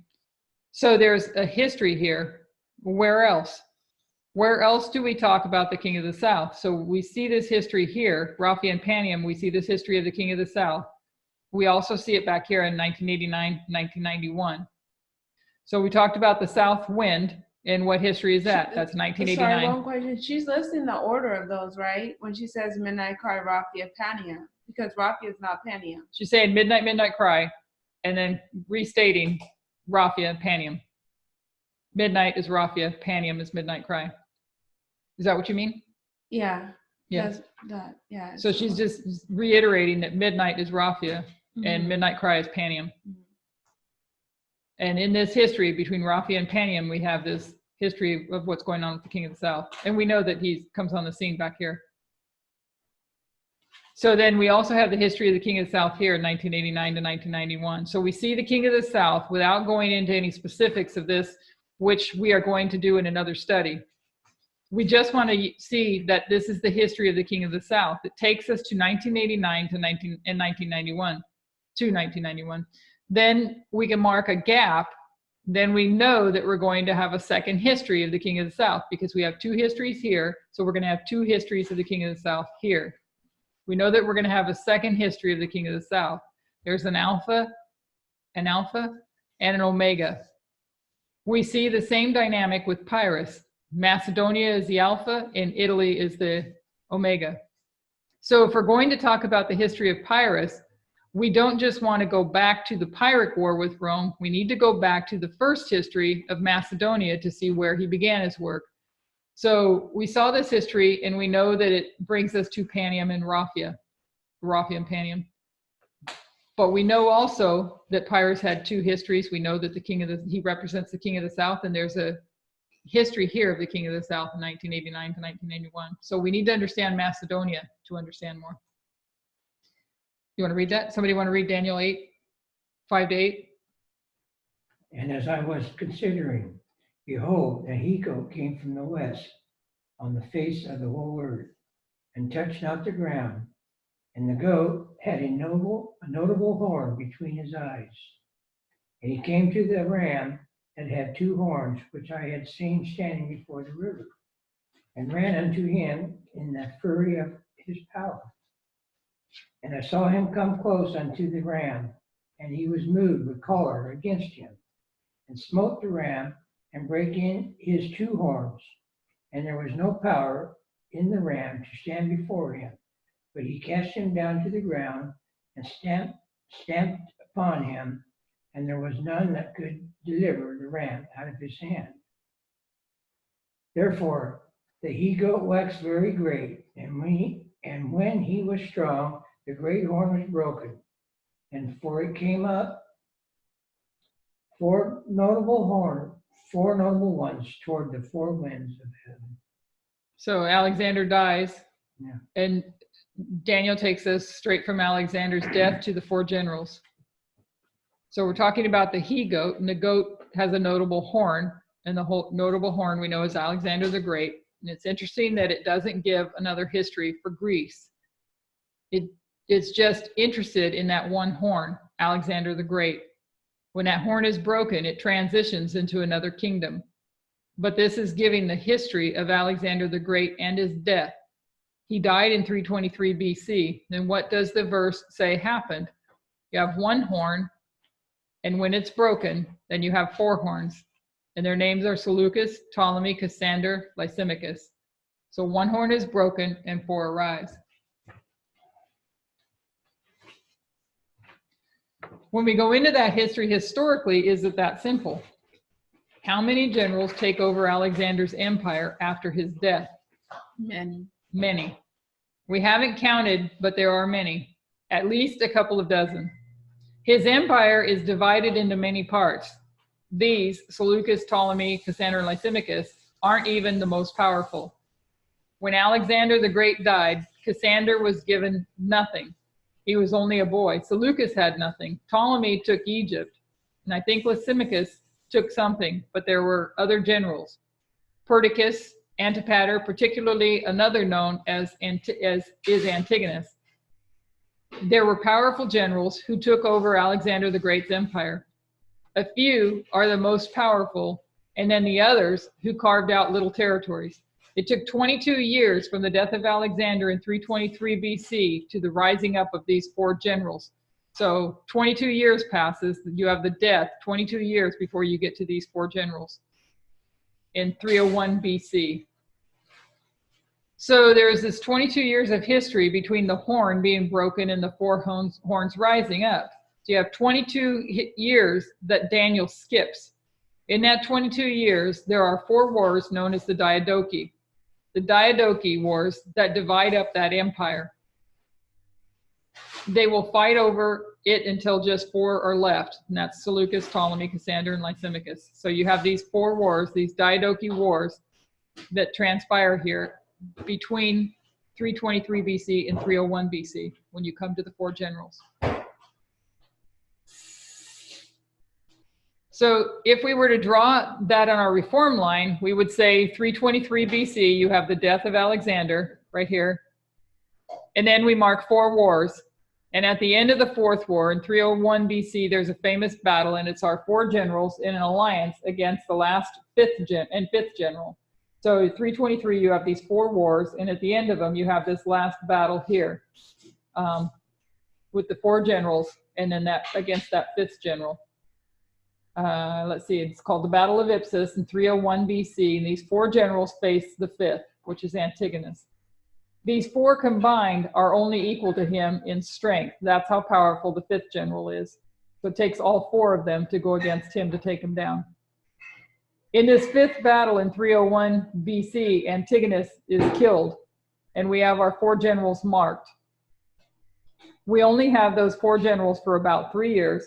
So you've got this 22-year period of time. Antigonus is killed, and now we have the 4 generals. And then we have 3 years that passes. About 298 BC, Cassander dies. So 3 years later, you only have 3. There were 5, Seleucus, Ptolemy, Cassander, Lysimachus, and Antigonus, 5 generals for a large part of this history, about 15 years. We skipped 22 years, 15 years of 5 generals, to pick up these 4 generals in 301 BC. In 298, Cassander dies. So Daniel skips all this history in here, all these battles, and just takes us straight to where there's only 4 generals. And so what did this history teach us? It taught us. We asked it earlier, so go ahead. It was the history of the king of the south. Right. So if you're to take Daniel, this history from the historian point of view, I have to wake my brain up. it's not naming what we might say is the significant parts of that history. What Daniel has done under inspiration is go through the history of Greece and take just the parts that he wants to take to make the prophetic point he wants to make. He goes from the death of Alexander in 323 BC, skips everything else, and says that's noise. It's unimportant. We need to block it and just go from 323 BC to 301 BC and mark the 4 generals. These are the 4 famous in prophecy. Pyrrhus comes into the history in the 4th war, just before the waymark of 301 BC. So Pyrrhus comes in here in this 4th war, just before 301 BC. Pyrrhus is still young. He begins his political campaign. He's made king and begins to work to create alliances to go into battle. He's young, about 16 or 17 years old. He's going to go into battle. The first of his battles marked in history is Ipsus, where he first campaigns. So we want to consider that history the beginning of Pyrrhus. That's pretty cool to be king at 16 to 17, like around that age. Well, David, he was anointed at what? How old was he? David? He was a youth. I know. But I don't know how young. Yeah. Wow. So this 4th Diadochi War, actually the 3rd and the 4th, is this dynamic. These 4 generals against Antigonus. So for the 1st and 2nd Diadochi Wars, you have the many generals fighting it out, and the 3rd and 4th have the same characteristics, 4 against 1. Seleucus, Ptolemy, Cassander, Lysimachus against Antigonus, the 5th. So you have 2 wars. You have the 3rd and the 4th war that have the same characteristics. So they fought in the 3rd Diadochi War, and neither side could completely wipe out the other. So you got the Battle of Ipsus, 301 BC. That's when they finally kill Antigonus. So the 4th Diadochi War begins in 307 BC. We're talking about Antigonus, but there is another player that is important to mark. Antigonus isn't alone. He has a son, and that son plays a significant role in the 3rd and 4th war, particularly in the 4th. And his son is Demetrius. To discuss this history, we need to consider both because Demetrius becomes our main subject. Antigonus and his son Demetrius. In 307 BC, Demetrius does something that is antagonistic against, sorry, I confused Antigonus with Antigonus. So that is antagonistic against the 4 generals. He goes into Athens, defeats a dictator, and frees Athens. Demetrius frees Athens. That dictator was placed there as a puppet of Cassander 10 years previously in 317 And that's BC. what I'm trying to understand. Sorry, because Athens is Greece. Correct. So isn't Rome? This is before. I know this is before Rome. So what makes up Rome? Italy. I know. Italy. We'll pull out a map at lunch. Really helps me to look at maps. I know. I get my bearings straight when I look at maps. I know. Because I always used to think, a long time ago, I always used to think that Greece and Italy, aren't they the same? But they're not the same. And they're separated. But if you remember the other map we had up there. Yeah, she's got the boot up there. So Epirus is on the Greece side. Okay. And they're separated by a sea. Oh, they're separated by a sea. Wow. Right, because Pyrrhus sailed over to Italy. Oh, okay.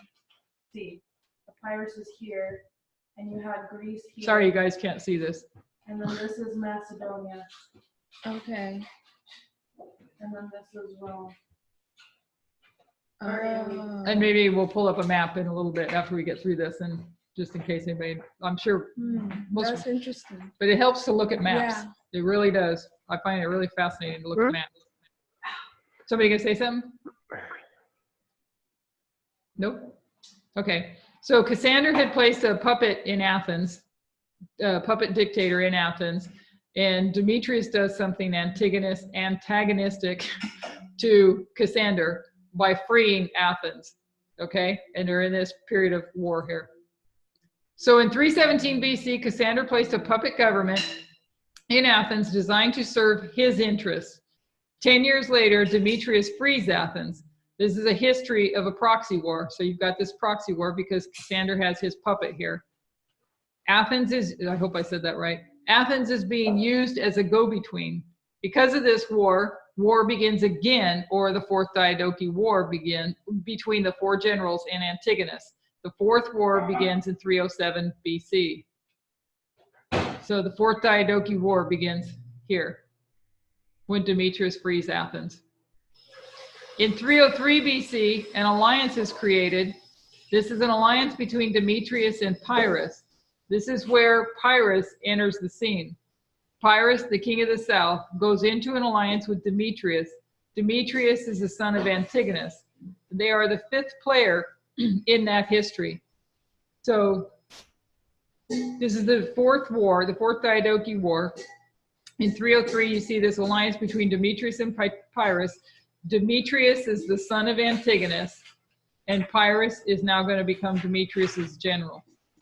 Pyrrhus is from Rome, right? Pyrrhus is from Greece. I mean, that's what I meant. Pyrrhus, yeah. Oh, yeah. Pyrrhus from Greece. Okay. That's interesting. I'm trying to... So in 303 BC, Pyrrhus' sister marries Demetrius, and Pyrrhus begins to act as a general of Demetrius. He fights as his general in just one battle, and this is the battle that we've been discussing, 301 BC, the Battle of Ipsus. So he fights in this one battle here, allied with Demetrius. In this battle, Ipsus, our four generals are in an alliance. So the four generals are here, and they're in an alliance against Antigonus and Demetrius. Just prior to this battle, Ptolemy receives a fake report that it has already been fought. The battle's already been fought. Oh, that's what I was thinking about Ptolemy. Yeah, that the battle has already been fought and our allied generals have been defeated. So Ptolemy believes that they've already lost.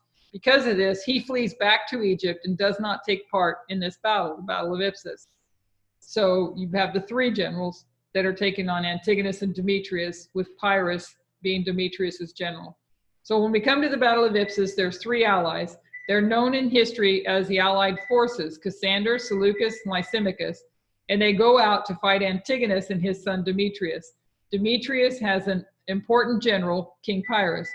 So our three allies against Antigonus and Demetrius is supported by Pyrrhus, who is fighting for him in this battle. That's 301 BC. And this was the Fourth Diadochi War here. In 303, they come into an alliance. And in 301, they fight the Battle of Ipsus. Ptolemy is not with them. Can we just say this like this? So you're looking at Greece going into war with Rome, and then, well, no, we're seeing that Rome is taking over, right? That's a separate story. Oh, okay. The battle, Rome is a separate story. We're looking at what's been going on. Am I saying that right? With Macedonia. We're looking at what's going on prior to you get to that point. Okay. Okay, because that was 273 BC. That was the history of Pyrrhus in Rome. We're looking at Pyrrhus's first history. Oh, okay. But like Pyrrhus is from where? Macedonia. Yeah. Pyrrhus's first history is Macedonia, and that's what these battles are reflecting. And so Pyrrhus is eventually going to take over Rome.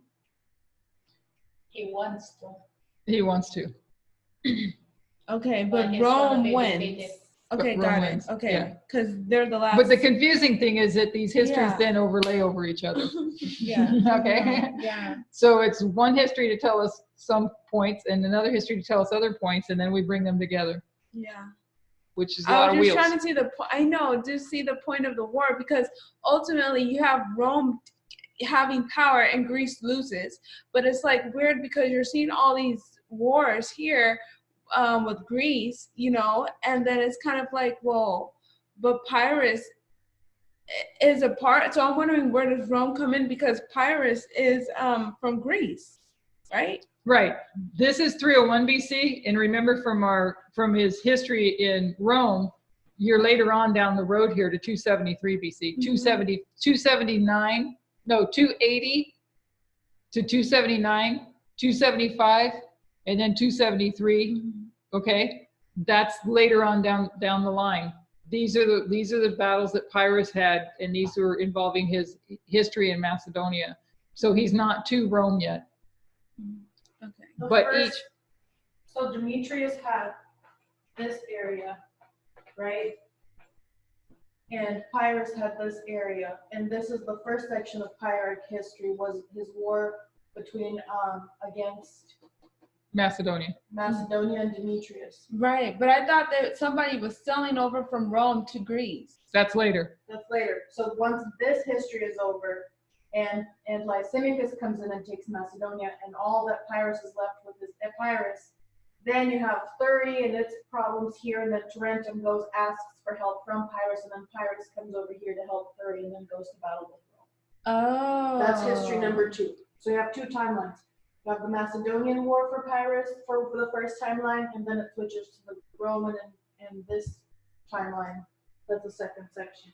And Macedonia actually is Can the we same just say, Greece, who's the because person it's the that same defeats area. ultimately Pyrrhus? Rome. I know, what's the name? It's not. There's a lady who threw a brick out the window who killed him. Okay. Remember he was fighting in the city. Okay. Yeah, Rome beat him as an army general. Okay. He died later in a minuscule, not important war somewhere else in Greece. His death isn't the point. The point is he lost the battle fighting the king of the north. The king of the south lost. Okay. And the king of the north won, which at that time was Rome. And those battles, as you go forward, I want to make sure I have them all straight, were because this was Ipsus, that's a part of this history here, but then you have Heraclea, Asculum, and Beneventum, which is Rome. Mm-hmm. They're in Greece. They're in Greece. They are in Greece? The Heraclea? Yeah, No. go explain, Adriana, very simple. Okay, so Ipsus is in Greece. what does Ipsus have to do with this? Well, I don't know what you said. You said Heraclea, Asculum, and Beneventum. Yeah, it's beyond Ipsus, is all I was trying to say. Oh, I thought you were trying to say it's in Rome. No. No, okay. No, I was only trying to point out that Heraclea, it's his history of his battles in Rome come after Ipsus, correct? Because historically it's 301 BC. So that's what this complicated mess was about, because I was trying to explain to my mom because she was confused too. I went in there and it's not that easy to see, but so let's see, 4 horns, where did I have? I think I erased it. These guys can't see that though. I know. So 4 horns, okay. So it's kind of happening in this area here. Okay? Because this is where you would have 275. It kind of goes into a little bit of here. So Ipsus is here.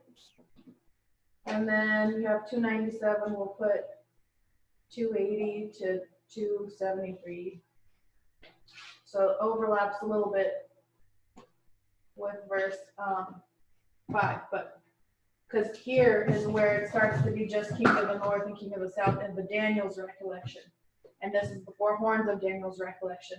But you have this period of just 3 kings that Daniel skips, and this is where you have the histories of Pyrrhus. So yeah, Ipsus is here, and then years later you have histories of Pyrrhus. And then towards the end of the road here is Heraclea, Asculum, and Beneventum. But Pyrrhus is there at 301 BC. Oh, nice. She's got a map she's going to pull out for us, but Yeah, later, Pyrrhus for is later. here, but it's not the Macedonia and Rome wars. No, I found it. So Ipsus is not the Macedonian Wars, is that what you're saying? No, it's not. Put them on the map. There was, so here's the thing. Step out real quick. No, okay. So you had here, because you have to remember, you're still dealing with 3 other generals, or four technically other generals, right? So you have this history. So you have Demetrius, Antigonus, Pyrrhus on one team, and you have the other 4 on the other here. Antigonus dies, and then you have the history go back and forth with the Cassander and the false king Hepod, and then Demetrius goes, kills him. And so you're going through the history that brings you from 4 to 3 to 2. Yeah. Okay. Yeah. So it's you skip, because Daniel never talks about the Battle of Ipsus. Right. He just goes from this to now right here.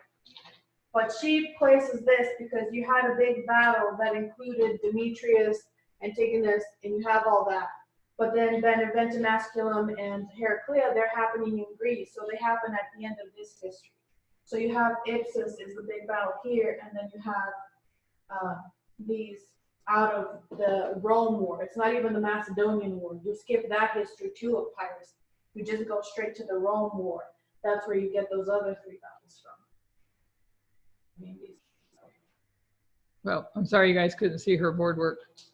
I can doodle it on there and explain it later, but this was, I had to sit down, because even these verses, the way we've broken them up isn't how historically they're broken up, and it's big head, and it was, I needed to do a lot to kind of, I'm gonna leave it up there. Well, I think we only have a couple of slides left, so we'll finish these and then break for lunch. So Antigonus is defeated and killed. Seleucus comes to this battle. He's returning from his eastern campaign. If you've ever read into the history of Seleucus, he went into the east. He was extremely successful. And because he went into an alliance with an eastern king, he returns at the Battle of Ipsus with 400 or 500 war elephants. We don't know the exact number, but it was immense. It is these war elephants that decide the course of this battle. These 3, Seleucus, Cassander, Lysimachus, draw out Antigonus and Demetrius, and what Seleucus is able to do is drive his elephants between them. Antigonus is isolated and killed. Demetrius becomes king of that empire. Most of it is lost to these 3, Seleucus, Cassander, and Lysimachus. But he has his own navy and his own land. Demetrius flees, but begins to rebuild. So we'll close with a quick review. We've gone through from Acts 27 into the history of Pyrrhus. We went there by going to 273 BC. We saw that 273 BC is the history between the Battle of Panium and Sunday-Law. The king of the south in that history is Pyrrhus. He has 2 histories connected with him, 2 separate campaigns, one in Macedonia and one in Italy. Without proving it, which we can do in detail in different ways, the king of the south in our history comes in 2 separate histories, a beginning and an end, an alpha and an omega. So when we consider Pyrrhus, we need not just go back to his campaign in Italy, but consider his campaign in Macedonia. What we are going to do next time is draw out both histories. We want to understand Macedonia and Italy. Good, because I think that that's what Sister Adriana just tried to summarize, for my confusion anyways. An alpha and an omega of the king of the south. And then we want to bring them into our history and consider the king of the south in our time as an alpha and an omega. They all illustrate what is happening now and in the near future.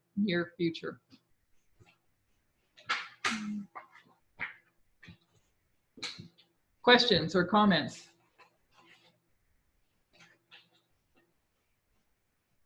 She didn't have her computer set up to do a share screen. But maybe what we'll do is reposition things to, I don't have the little portable camera that I bring with me sometimes to do it in a quick moment. But she didn't have her computer set up, but maybe she can do that during lunch. Since I was going to do this for the last one anyways. So are you going to do it right now? Yeah, you guys talk and then I'll take a minute to set up here. Okay. So she's moving over into position so that maybe you can see her board. So I mean, I know she's going to go over it anyway, but the whole Roman thing comes after the whole Greece thing, right? Yep. Okay, those two are separated. And what's kind of the middle point? Like Ipsus is kind of the last of the Greece thing. Yep. Okay. If I'm following what she's saying, Ipsus doesn't have anything to do with Greece and Macedonia. Is that what you said? But it kind of does, because I'm wondering about how you go from Greece to Italy, because Was Ipsus in it was from Macedonia? Pyrrhus, right? Just slide that over there if you would. I'm only asking because when you think about it, Rome eventually becomes a superpower over Greece. So That doesn't come till later, till after the wars. I know, but they have to come from, if this makes sense, they have to come from Greece, right? To be What? fighting against Rome. What does? Or Rome is coming against Greece to fight against Greece. No, because Greece is on the bottom of Rome. Greece is here. This is Greek city-states. Rome is Italy wasn't a whole country yet. That's what I was asking. So is that bottom of the shoe portion still Greece? It was being lived by Greek city-states, but Greece was here. Okay, that was my Oh. question. Oh my man, I was trying to wonder that the whole time. Like It's like they colonized the bottom of Italy. Right? Yeah. Yeah. That makes sense, because I was like, what? Greece is fighting against Greece. Do you get what I was saying? What I was seeing? And so I was wondering, how is Rome taking power? They must be family or connected somehow. Do you get what I was thinking of? Because if the You didn't realize shoe, that Greece was part of Rome, Italy at the time. Right. I did. Well, that's what So you said. they're There was technically all these both. Greek city-states. They'd all come from Greece and come over there and colonized over there. Yeah, but So Rome was up here, Okay, I missed and they that wanted all These of Italy. places. Okay, I missed that part. No Got problem. it. It was the map with all the dots. It was the map with all the dots. Yeah. Hey, I took a lot of skill to put those dots in there.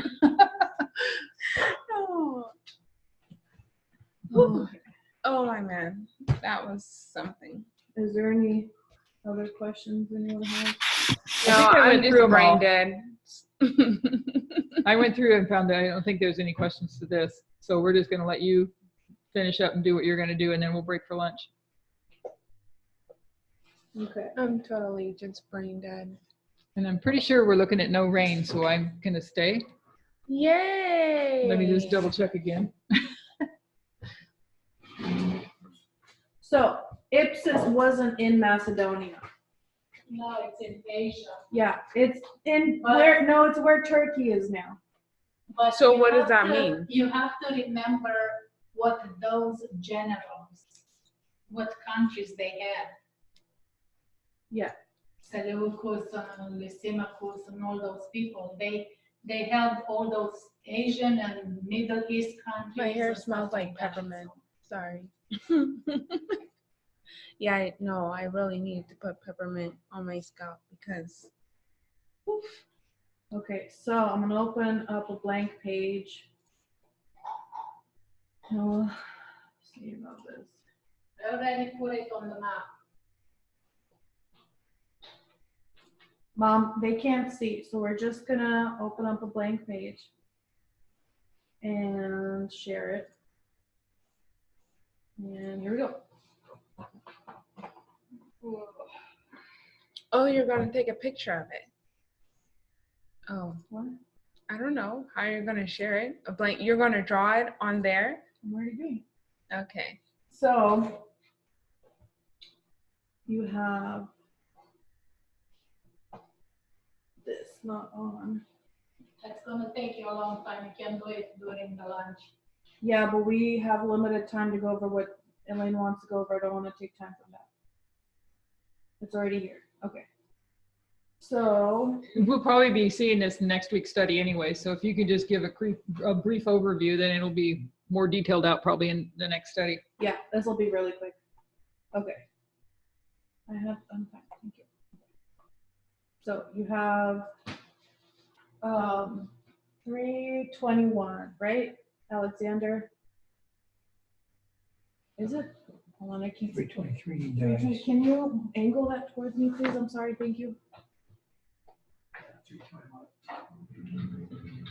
So you have Alexander, 321. You have the 4 Diadochi Wars. So we'll say 1, 2, 3, 4. They end here with Ipsus. And that's in 301. And Ipsus is located in where Turkey is now, in that big region of where would that be? Where would that be back then? In that time? Turkey. No, at that time. Yeah, Turkey. Turkey back then? Turkey didn't exist back then. I know. I want to know what it was in the region of Antigonus that he had, that huge area. Asia. Oh, Asia. No.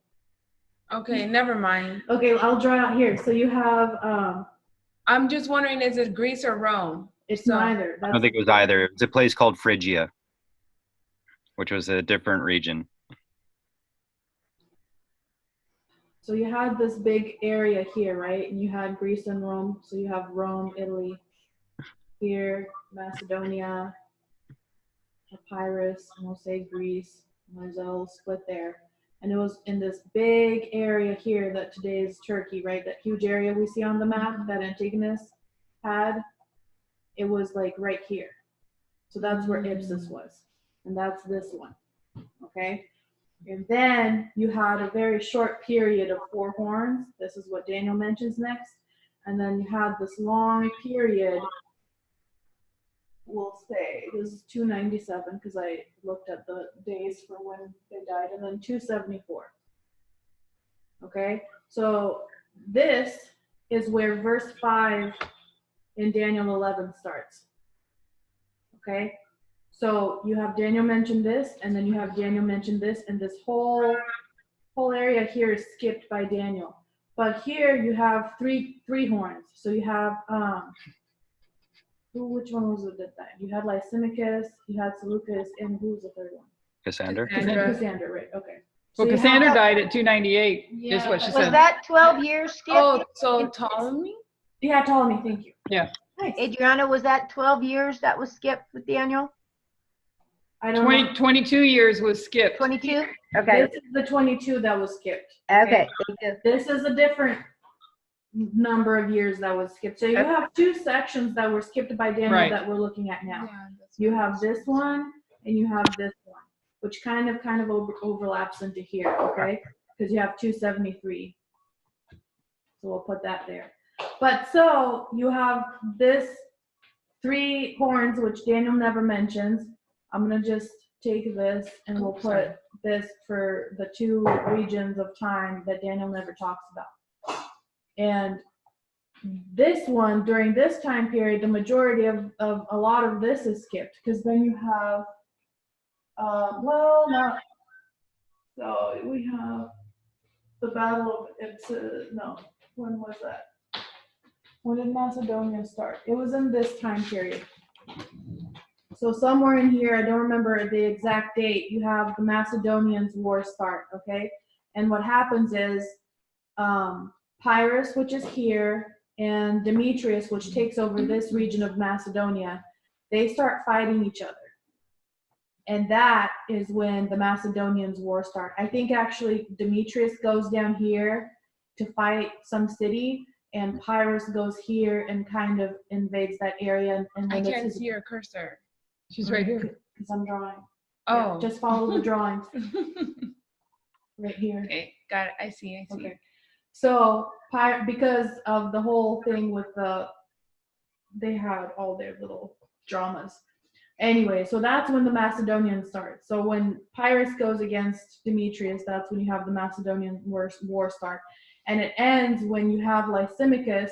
Lysimachus was somewhere around here. He took some portion of this area that used to belong to Antigonus when he died. He comes in here, and Pyrrhus and Antigonus and Lysimachus make a deal, and they say,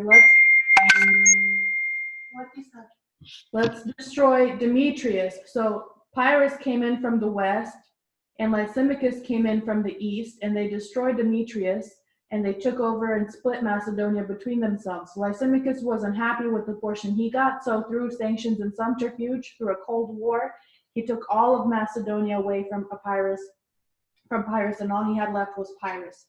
And so we'll say that Lysimachus beats Pyrrhus, and that's the end of the Macedonian War. But then somewhere close near to here, you have Tarentum call on Pyrrhus, and that's when the Italian War, or the Rome part, begins. So you have these two histories of Pyrrhus that happened in this little region. That's where it's all happening. And then this, we look for backstory to understand Ipsus. But, so at the end of this section of history, you have Heraclea, Asculum, and Beneventum.